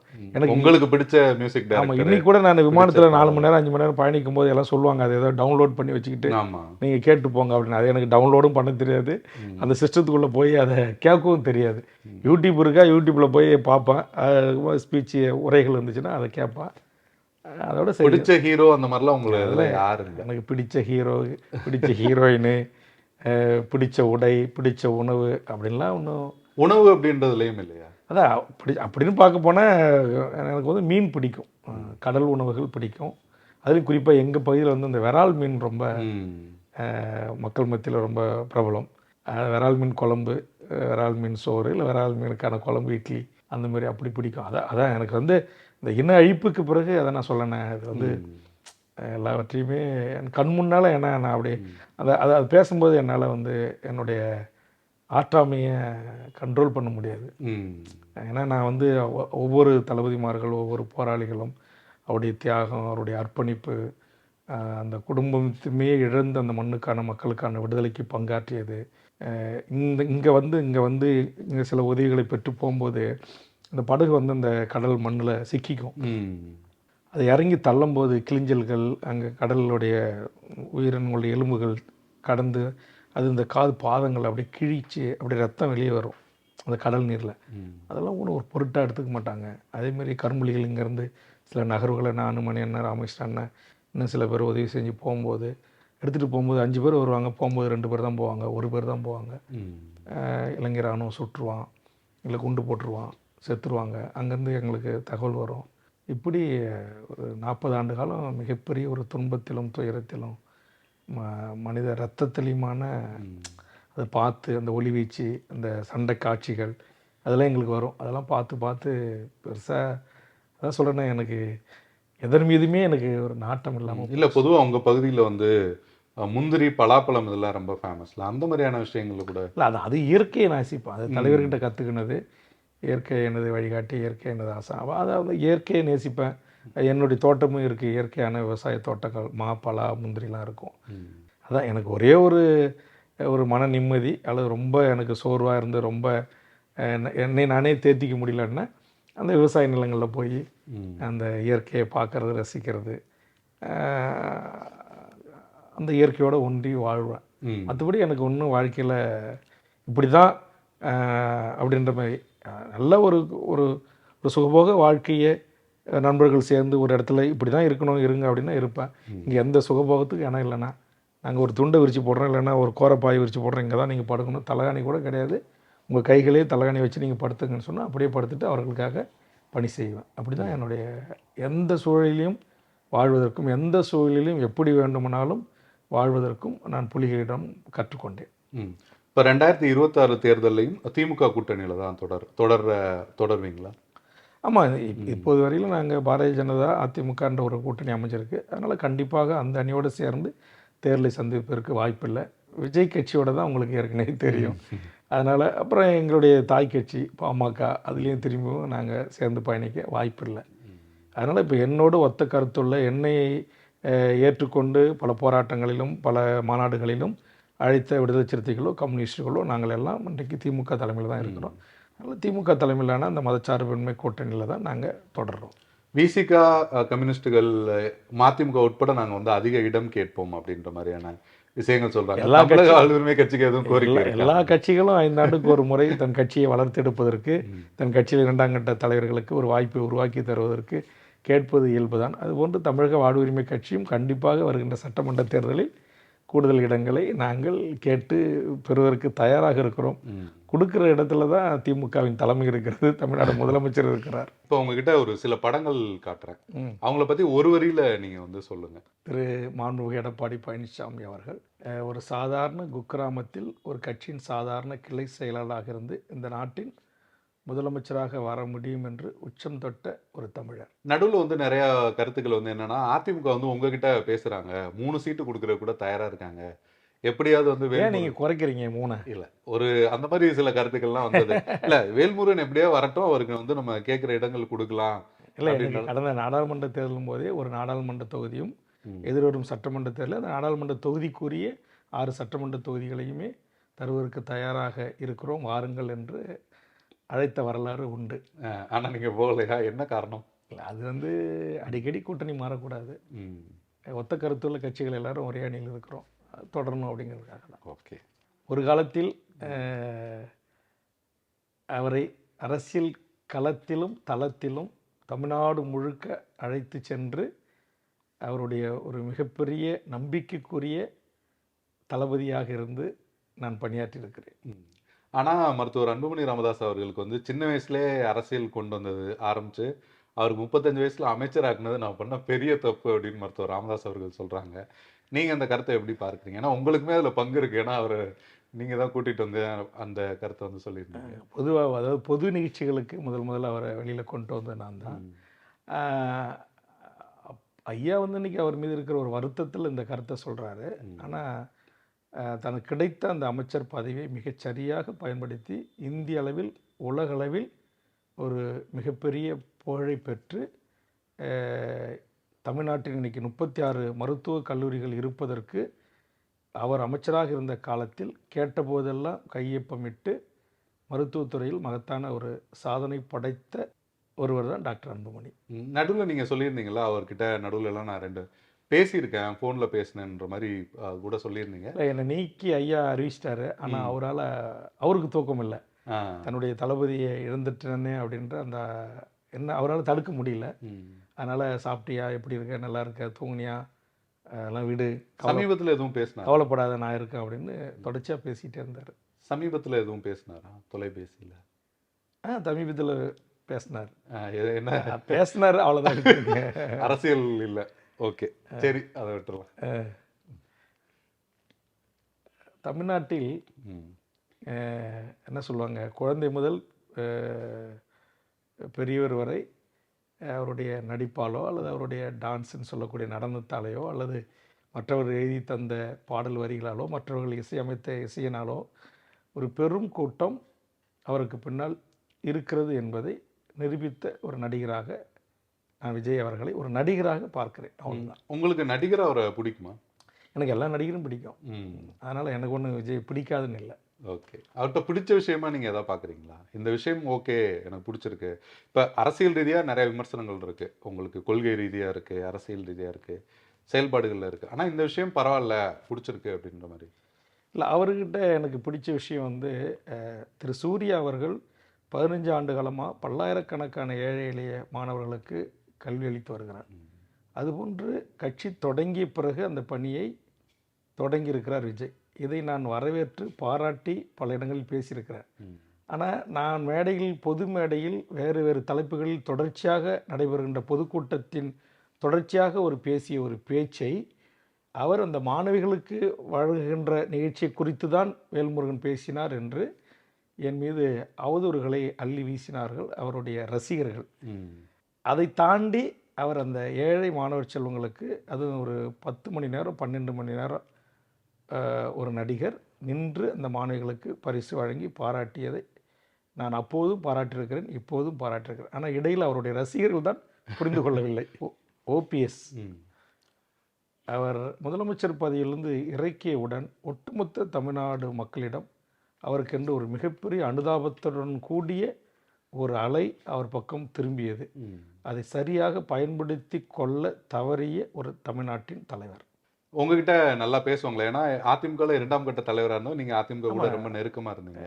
ஓபிஎஸ் அண்ணா நல்லா பேசுவார். இப்போ வந்து இப்போ எடப்பாடி ஓபிஎஸ் 2 தரப்புல இப்போ அதிமுக இவர் தனியா இருக்காரு. உங்களோட ஆதரவு யாருக்கு? அது அப்படி என்னால் நான் தான் சொல்கிறேன், நான் எல்லா தமிழ் தலைவர்களும் வளரணும், எல்லாரும் அதிகாரத்துக்கு வரணும் அப்படின்னு நினைக்கக்கூடிய ஒருவன் நான். ஓகே. தமிழ்நாட்டின் முதலமைச்சர் முத்துவேல் கருணாநிதி ஸ்டாலின் உழைப்பு உழைப்பு உழைப்பு உழைப்பின் மூலம் தமிழ்நாட்டின் மிக உச்சபட்ச அதிகார பதவியான இந்த நாட்டின் முதலமைச்சராக தேர்ந்தெடுக்கப்பட்டவர். இந்த பதவிக்கு அவர்கள் வரவே முடியாது என்று சனாதன சக்திகள் சொன்னபோதும் என் உழைப்பின் மூலமாக அந்த இடத்தில் என்னால் அமர முடியும் என்று சமகாலத்தில் நிரூபித்த தலைவர் மாண்புமிகு அண்ணன் தளபதி ஸ்டாலின் அவர்கள். உங்கள் மொழியிலே சொல்லணும்னா உங்கள் அண்ணன் ஸ்டாலின் அவர்கள் வந்து இந்த விஷயத்தில் இன்னும் கொஞ்சம் கூடுதலாக கொஞ்சம் கவனமாக இருக்கணும், இல்லை இருக்கலாம் அப்படின்னு உங்களுக்கு ஏதாவது கருத்து? கண்டிப்பாக இந்த அதிகாரிகள் இந்த நாட்டை ஆளுகிறார்கள் என்கிற ஒரு மிகப்பெரிய ஒரு குற்றச்சாட்டு எல்லா தரப்பு மக்களிடம் இருக்கிறது. குறிப்பாக நான் பல பத்திரிகை ஊடக நண்பர்களோடு, பொதுமக்களோடு, அரசு அலுவலர்களோடு நெருங்கி பழகக்கூடியவன், அவர்களின் கருத்துக்களை கேட்டு அறியக்கூடியவன். அந்த வகையில் முதலமைச்சரே எல்லா விடயங்களிலும் நேரடியாக ஆய்ந்து அறிந்து முடிவெடுக்க வேண்டும். ஒரு சில அதிகாரிகள் முடிவு எடுக்கிறார்கள், அதை மட்டும் முதலமைச்சர் தன் கட்டுப்பாட்டுக்கு கொண்டு வந்தால் இன்னும் மிகச்சிறப்பாக இருக்கும் என்ற கருத்து பரவலாக இருக்கிறது. அண்ணாமலை பிஜேபி எங்கே இருக்குது தமிழ்நாட்டில் என்று சொல்லி வந்த ஒரு சூழலில் தமிழ்நாட்டிலும் பிஜேபி என்கிற ஒரு அரசியல் கட்சி இருக்குது என்று பத்திரிகை ஊடகங்களால் பேசு பொருளாக ஆக்கப்பட்ட ஒருவர். உங்ககிட்ட எங்கேயாவது சந்திக்கும் போது அந்த மாதிரி ஏதாவது சந்திக்கிற வாய்ப்பு இருந்திருக்கா ஏர்போர்ட்டில்? இல்லை, ஒரே ஒரு நாள் ஆளுநர் உரையின் போது தமிழக சட்டமன்றத்துக்கு வந்தார். அப்போ பரஸ்பரம் ஒரு வணக்கம் செலுத்தி கொண்டோம், அவ்வளோதான். ஓகே. ராகுல் காந்தி, தனிப்பட்ட ராகுல் காந்தியின் மீது எனக்கு எந்த கோபமும் இல்லை.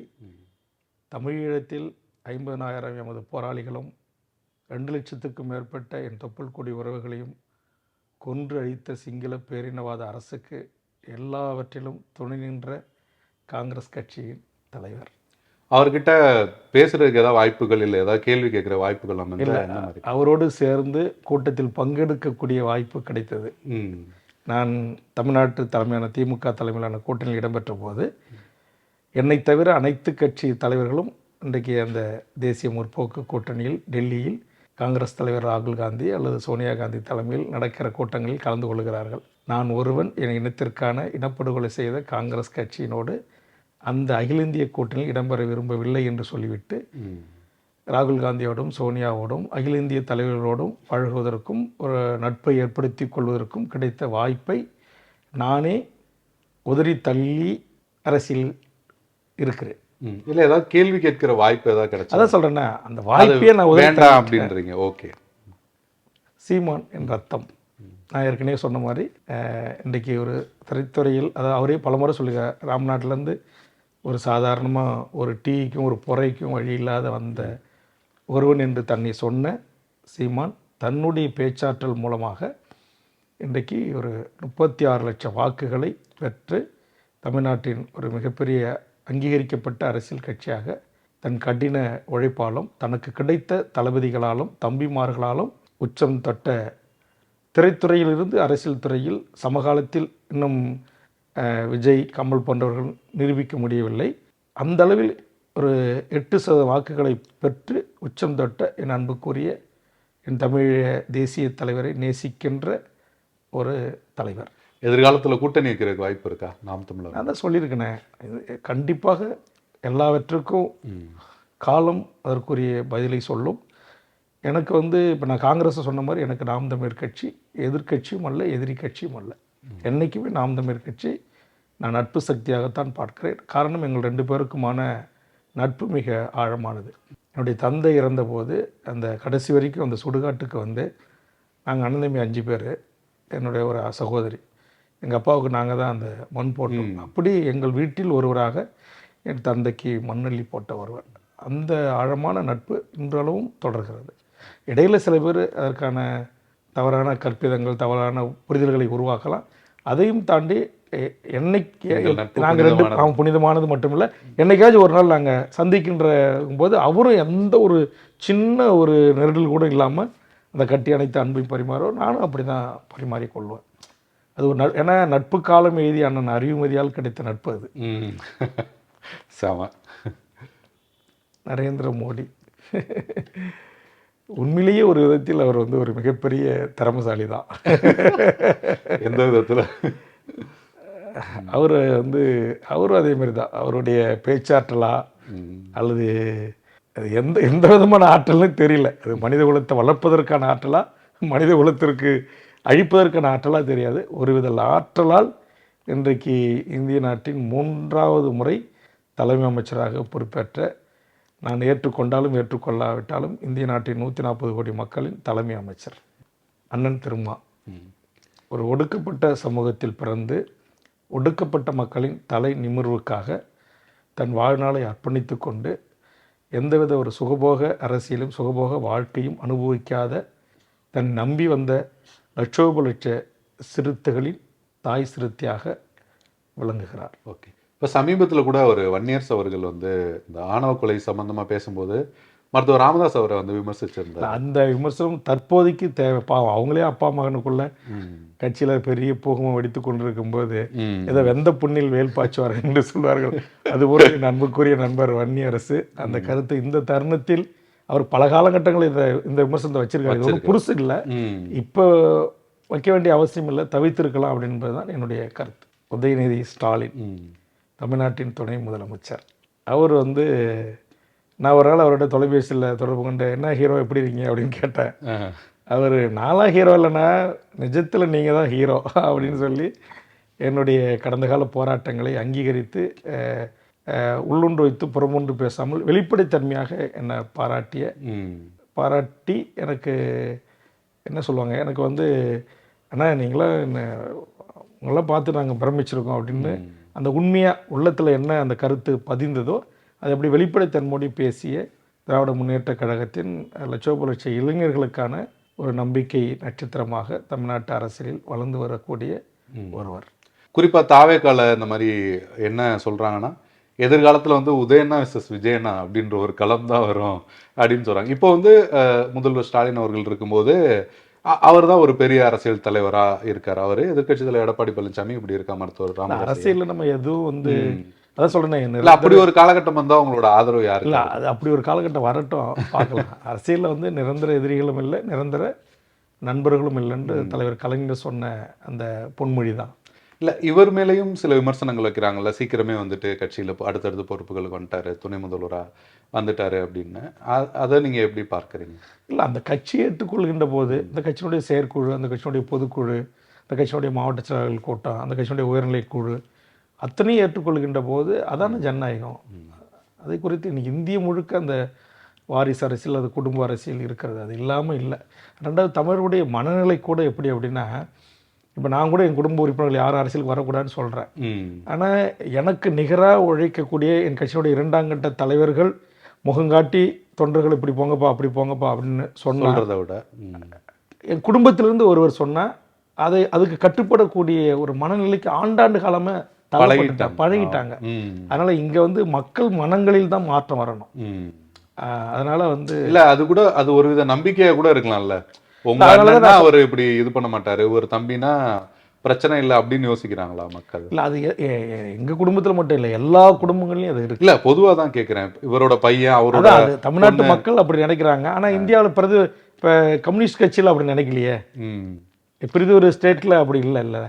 அதனால எனக்கு வந்து அது சரின்னு சொல்ல முடியாது. ஆமாம், அது வந்து என்னால் வந்து அந்த கட்சி செயற்குழு, பொதுக்குழு, உயர்நிலைக்குழு, தலைமைக்குழு, மாவட்ட செயலாளர்கள் ஏற்றுக்கொண்டால் இன்றைக்கி பாருங்க, இன்றைக்கி தேமுதிகவில் திரு விஜயகாந்தை ஏற்றுக்கிட்டாங்க, இன்றைக்கி பிரேமலதா விஜயகாந்தை ஏற்றுக்கிட்டாங்க, சுதீஷ் அவருடைய மைத்துனரை ஏற்றுக்கிட்டாங்க. இப்போ அவருடைய 2 மகனும் திருமணத்துக்கு கட்சி கூட்டங்களும் போகும்போது அந்த தொண்டர்கள் கொண்டாடுறாங்க. அதனால் அந்த தொண்டர்கள் கொண்டாடுகின்ற போது, அந்த கட்சி ஏற்றுக்கொள்கின்ற போது நீங்களும் நாமும் விமர்சனம். இப்போ விஜய் கூட அப்படி தான், நமக்கு விஜய் சினிமா நடிகராக வந்துட்டார், உடனே முதலமைச்சருக்கான ஆசைப்படுறாருன்னு நம்ம விமர்சனம் வைக்கிறோம். ஆனால் அந்த தொண்டர்கள் கொண்டாடுறாங்கல்ல, அப்போ அந்த தொண்டர்களும் அந்த கட்சியும் ஏற்றுக்கொள்கின்ற போது நம்ம என்ன செய்ய முடியும்? அப்போ நான் என்ன சொல்கிறேன்னா, இதில் தான் மக்கள் மனங்கள் மாறணும், மக்கள் விழிப்புணர்வு அடையணும், மக்கள் ஒரு அரசியல் தெளிவு பெறணும் அப்படின்ற ஒரு கருத்தை நான் முன்வச்சு பணி செய்துட்டு இருக்கிறேன். இறுதியான ஒரு கார்டு. அதாவது அவங்க ஒரு தமிழ்நாட்டினுடைய ஒரு இலக்கிய செல்வர், காங்கிரஸ் கட்சியின் தலைவர். குறிப்பாக நான் கட்சி தொடங்கி சில ஆண்டு காலம் பயணித்த போது என்னை ஒரு கட்சி தலைவரை அங்கீகரித்து காமராஜர் அரங்கத்திற்கு அழைத்து போதை ஒழிப்பிற்கான ஒரு நடைபயணத்தை தொடங்கிய போது அதில் என்னை அதை தொடங்கி வைப்பதற்கு அழைத்து அதில் என்னை பங்கெடுக்க செய்த ஒரு மிகப்பெரிய நான் மதித்த ஆளுமையாக இருந்த அண்ணன் குமரி ஆனந்தன் ஐயாவுடைய அன்பு மகள். அவருடைய வாழ்க்கை இணையர் டாக்டர் சவுந்தரராஜன் என் தந்தைக்கு மருத்துவராக இருந்து பணியாற்றினார். அதாவது இவரை வந்து அவர் உடல் அல்லது அவருடைய தலைமுடி இதையெல்லாம் வைத்து விமர்சனம் செய்த ஒரு சூழலில் எதை குறித்தும் அஞ்சாமல் சலனம் இல்லாமல் ஒரு தமிழ்நாட்டின் பெண் ஆளுமையாக எல்லா பத்திரிகை ஊடக நண்பர்களையும் சந்தித்து அதற்குரிய பதிலை அளித்து விளக்கத்தை அளித்து இந்த நாட்டுடைய இன்றைக்கு மிக உயர்ந்த பதவிகள் ஜனாதிபதி, ஆளுநர், முதலமைச்சர், பிரதமர் என்று சொல்லக்கூடிய வரிசையில் இன்றைக்கு ஒரு 2 மாநிலத்தினுடைய ஆளுநராக இருந்து தற்போது அந்த பணியிலிருந்து விடுபட்டு மீண்டும் தேசிய அரசியல் கட்சிக்கு திரும்பியிருக்கிற தமிழ்நாட்டின் பெண் ஆளுமைகளில் ஒருவராக நான் அக்கா தமிழிசை சவுந்தரராஜன் அவர்களை பார்க்கிறேன். தனிப்பட்ட முறையில் பார்த்தா பேசுறது அந்த மாதிரி எப்படி இருக்கீங்க தம்பி, நல்லா இருக்கீங்களாமாங்க? நான் நல்லா இருக்கேங்க. அம்மா, நான் உங்களுக்கு தெரியும்னு நினைக்கிறேன், ஈழ இனப்படுகொலைக்கு உள்ளான இலங்கை வீரர்களோ இதர ஐபிஎல்ல வந்து இங்கே பங்கெடுக்க வந்தாங்க. அப்போ நான் என்ன செஞ்சேன், அவர்களை விரட்டணும், இங்கே இறங்கி கிரவுண்டில் விளையாட விடக்கூடாதுன்னு சொல்லிட்டு மிகப்பெரிய போராட்டங்கள் எல்லாம் நான் நடத்தினேன். தம்பி முருகானந்தன், ஜெரோன்குமார்லாம் வந்து என்ன பூட்டு போட்டாங்க. அப்போ நான் என்ன சொன்னேன், மீறியும் காவல்துறை பாதுகாப்பு 10,000 பேர் காவல் குவிச்சு நாங்கள் வந்து விளையாட்டு வீரர்களை இறக்கும்னு சொன்னபோது நான் என்ன சொன்னேன், அந்த மைதானத்துக்குள்ள பாம்பை விடுவோன்னு சொன்னேன். காஞ்சி மக்கள் மன்றத்தோட மகேஷ் கிட்ட நான் கேட்டிருந்தேன், கொஞ்சம் கடிக்காத விஷப்பாம்பு இல்லாத சாரப்பாம்பு, மலைப்பாம்பு, பாம்புனாலே படையை நடுங்க இல்லையா, அதனால கொஞ்சம் கொடுங்க அப்படின்னு சொல்லி நான் கேட்டிருந்தேன். அவங்களும் அதை எனக்கு தயார்படுத்தி கொடுக்கறதுக்கு தயாராகிட்டாங்க. அப்படி ஒரு போராட்டத்தை நான் அறிவித்த உடனே அப்படி அந்த டைமிங் பத்திரிகையாளர் கேட்குறாங்க, மைக்கு நீட்டி, வேல்முருகன் இதுமாரி பாம்பு விட்டு கிரிக்கெட்டர்கள்லாம் பயந்துட்டு ஓடுவாங்கன்னு சொல்கிறாரு, பாம்பு விடுவோன்றாரு கிரிக்கெட் மைதானத்தில், நீங்கள் என்ன செய்யணும்? நான் கீரியை விடுவேன் அப்படின்னு, நான் கீரி பிள்ளை விடுவேன் அப்படின்னாங்க. எனக்கு அது அப்படியே நீங்கள் சிரிச்சு போய் நானும் சிரிச்சுட்டேன், பரவாயில்லையே டைமிங் அக்கா அடிக்கிறாங்களா அப்படின்னு. குமரியானந்தன் பொண்ணு, இலக்கிய செல்வருடைய பொண்ணு அப்படின்றத பல பேட்டிகளில் பல கேள்வியின் போது அவங்க அந்த கலைஞர் மாதிரி அந்த எதுகமோனையோட அந்த, அதாவது இன்னொன்னு சொல்லியிருப்பாங்க, இங்க பணம் சுருட்டுவதை விட என்னோட சுருட்டை முடிதான் பிரச்சனை அப்படின்னு கேள்வி கேட்பாங்க அப்படின்னு சொல்லுவாங்க. அந்த மாதிரி போதைப் பொருள் அந்த விஷயங்கள் சொன்னீங்க குமரியானந்தன் ஐயா. இப்போ வந்து கல்லை வந்து திரும்ப கொண்டு வரணும், அது போன்ற கருத்துக்கள்லாம் இருக்குல்ல, அதை நீங்க இல்லை, எங்களுடைய கட்சி உயர்நிலைக்குழு, செயற்குழு, பொதுக்குழு கூடி அது கல்லாக இருந்தாலும் அது வேறு எந்த மாதிரியான போதை வஸ்துகள் எதுவாக இருந்தாலும் போதை தான். அதனால் ஒரு சொட்டு மது இல்லாத தமிழகம் வேண்டும் என்பதுதான் நான் பாட்டாளி மக்கள் கட்சியில் மருத்துவர் ஐயாவிடம் கற்றுக்கொண்ட பாடம். அதே பாடத்தை தான் இன்றைக்கு என்னை தலைவராக ஏற்றுக்கொண்ட என் கட்சியினுடைய 2ஆம் கட்ட தலைவர்களுக்கும் நான் முன்வைத்திருக்கிறேன். அதனால் பூரண மதுவிலக்கு ஒன்றே தான் ஒற்றை தீர்வு. இன்றைக்கி எல்லா குற்றங்களுக்கும் தாய் மடியாக விளங்குவது போதை. அது கல் போதையாக இருக்கலாம், சாராய போதையாக இருக்கலாம், ஹபினாக இருக்கலாம், கஞ்சாவாக இருக்கலாம், கொக்கைனாக இருக்கலாம், ஊசியின் மூலம் செலுத்துகின்ற போதையாக இருக்கலாம். ஆக அந்த போதை தான் ஒரு மனிதன் தன் நிலை மறந்து பெற்ற தாயை கொலை செய்கிறான், பெற்ற தந்தையை கொலை செய்கிறான், கட்டிய மனைவியை கொலை செய்கிறான், பெற்று வளர்த்த குழந்தையை கொலை செய்கிறான். ஆக எல்லா தீங்குகளுக்கும் காரணமாக அமைவது கொடிய குற்றங்களில் மனிதநேயமற்று ஈவு இரக்கமற்று செய்வதற்கு காரணமாக இருப்பது போதை. அந்த போதையில்லா தமிழகம் உருவாக வேண்டும் என்பதுதான் தமிழக வாழ்வுரிமை கட்சியினுடைய இலக்கு. நீங்கள் பேசும்போது சொன்னீங்க நட்பு காலம் புக்கு பற்றி பேசுனீங்க, ஒரு இறுதி கேள்வியை கூட வச்சுக்கலாம். புத்தக வாசிப்பு அப்படின்றது உங்களுக்கு உண்டா? அது அண்ணனுடைய அந்த நட்பு, அறிமதி அண்ணனுடைய நட்பு காலம் அது வாசிச்சிருக்கேன். சில வரலாற்று புத்தகங்கள் வாய்ப்பு கிடைக்கின்ற போது சில நண்பர்கள் உங்களை போன்ற நண்பர்கள் பரிந்து, இங்கே பார்த்தீங்கன்னா இங்கே நிறைய புத்தகங்கள் இருக்கும், மேலே நூலகத்தில் புத்தகங்கள் வச்சுருக்கிறேன், அதாவது என்னுடைய அலுவலகத்துலேயும் புத்தகங்கள் வச்சுருக்கிறேன். ஆனால் இப்போ வந்து நேரம் இல்லை, புத்தகம் படிக்க முடியாது. அதனால் நான் வந்து பெரும்பான்மையாக பயணங்கள் போதும் வாய்ப்பு கிடைக்கின்ற போதும் உரைகள் கேட்பது வழக்கம். பேச்சாளர் யாரு சின்ன வயசுல இருந்து இப்போ வரைக்கும்? எனக்கு எல்லா பேச்சாளர்களையும் பிடிக்கும், ரொம்ப பிடிச்சவங்க, இன்ஸ்பைரிங். அப்படிதான் எனக்கு, அதான் நான் ஏற்கனவே சொன்ன மாதிரி அப்படி எனக்கு யாரும் இல்லை. உரை அப்படின்னா எனக்கு தமிழக தேசிய தலைவருடைய மாவீரர் உரை, அது அந்த ஓராண்டுக்கு முழுக்க அந்த மண்ணில் நடந்தது, நடக்க வேண்டியது, உலக அரசியல், இந்திய அரசியல், புவி சார்ந்த அரசியல் அத்தனையும் தொகுத்து அந்த உரை தவறாமல் கேட்பேன். அரசியல் சாராதவங்க இவங்க பேச்சு வந்து ரொம்ப பிடிக்கும் அப்படின்னா யாராவது இருக்காங்களா? நெல்லை கண்ணன் ஐயா அவங்களுடைய உரை, தமிழ்கடல் அவங்க உரை எனக்கு பிடிக்கும். அந்த மாதிரி நிறைய தமிழ் அறிஞர்கள், பட்டிமன்றங்கள், வழக்காடு மன்றங்கள், அதில் பேசுகிற எல்லா பேச்சாளருடைய பேச்சையும் நான் அந்தமாரி அவர் ஐயாவில் தொடங்கி பல தமிழ் அறிஞர்களுடைய உரை எனக்கு பிடிக்கும். பொதுவாக உரை அப்படின்னாலே எனக்கு பிடிக்கும். ஏன்னா அதை கேட்டு கேட்டு கேட்டு தான் நாங்கள் எங்களை வந்து தயார்படுத்திக் கொள்வோம். நான் என்னுடைய 24 மணி நேரத்தில் வாய்ப்பு கிடைக்கின்ற போதெல்லாம் என்னுடைய மகிழ்வுந்திலையும் நான் இல்லங்களில் இருக்கின்ற போதும் சரி, நான் கேட்பது அரசியல் தலைவர்கள், வழக்கறிஞர்கள், மிகச்சிறந்த இலக்கிய பேச்சாளர்கள், பட்டிமன்றங்கள், சொற்பொழிவுகள், வழக்காடு மன்றங்கள், அதேமாதிரி பள்ளி மாணவ மாணவிகளுடைய உரைகள், குறிப்பாக விஜய் தொலைக்காட்சியில் அந்த தமிழ் பேச்சு எங்கள் மூச்சு அது கண்டிப்பாக நான் கேட்பேன். அதில் கூட ஒரு சிறப்பு விருந்தினராக போய் நான் கலந்துக்கிட்டு வந்திருக்கேன்.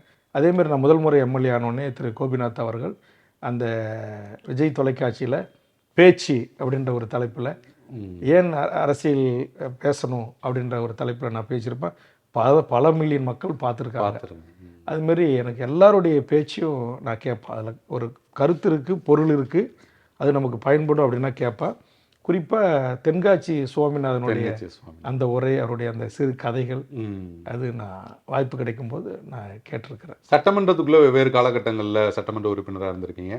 சட்டமன்றத்துக்குள்ளே இவர் பேச்சு வந்தால் நான் கண்டிப்பாக எங்கேயுமே கவனத்தை திருப்பாமல் கேட்டிருக்கேன் அப்படின்ற மாதிரி யாராவது இருக்காங்களா? அது கலைஞர் தான். ஓகே. ரொம்ப நேரம் வந்து உங்களோட நெருக்கடி வந்து எனக்கு நல்லாவே தெரியும். இந்த நேரத்துலையும் வந்து நேரம் ஒதுக்கி ஒரு நேர்காணல் தந்தது அப்படின்றது ரொம்ப நன்றி. நீங்கள் எப்படி ஃபீல் பண்ணுறீங்க? அதான் நானும் ரொம்ப நாளாக என்னுடைய பழைய நினைவுகளை அசை போடுவதற்கு ஒரு நல்வாய்ப்பை வழங்கிய தங்களுக்கும் தங்கள் நிறுவனத்திற்கும் என்னுடைய நெஞ்சார்ந்த நன்றி. சில கேள்விகள் நீங்கள் கேட்டபோது என்னை அறியாமலே என் கண்களில் நீர் சுரக்க ஆரம்பித்தது. நான் என்னை கட்டுப்படுத்தி கொண்டேன்.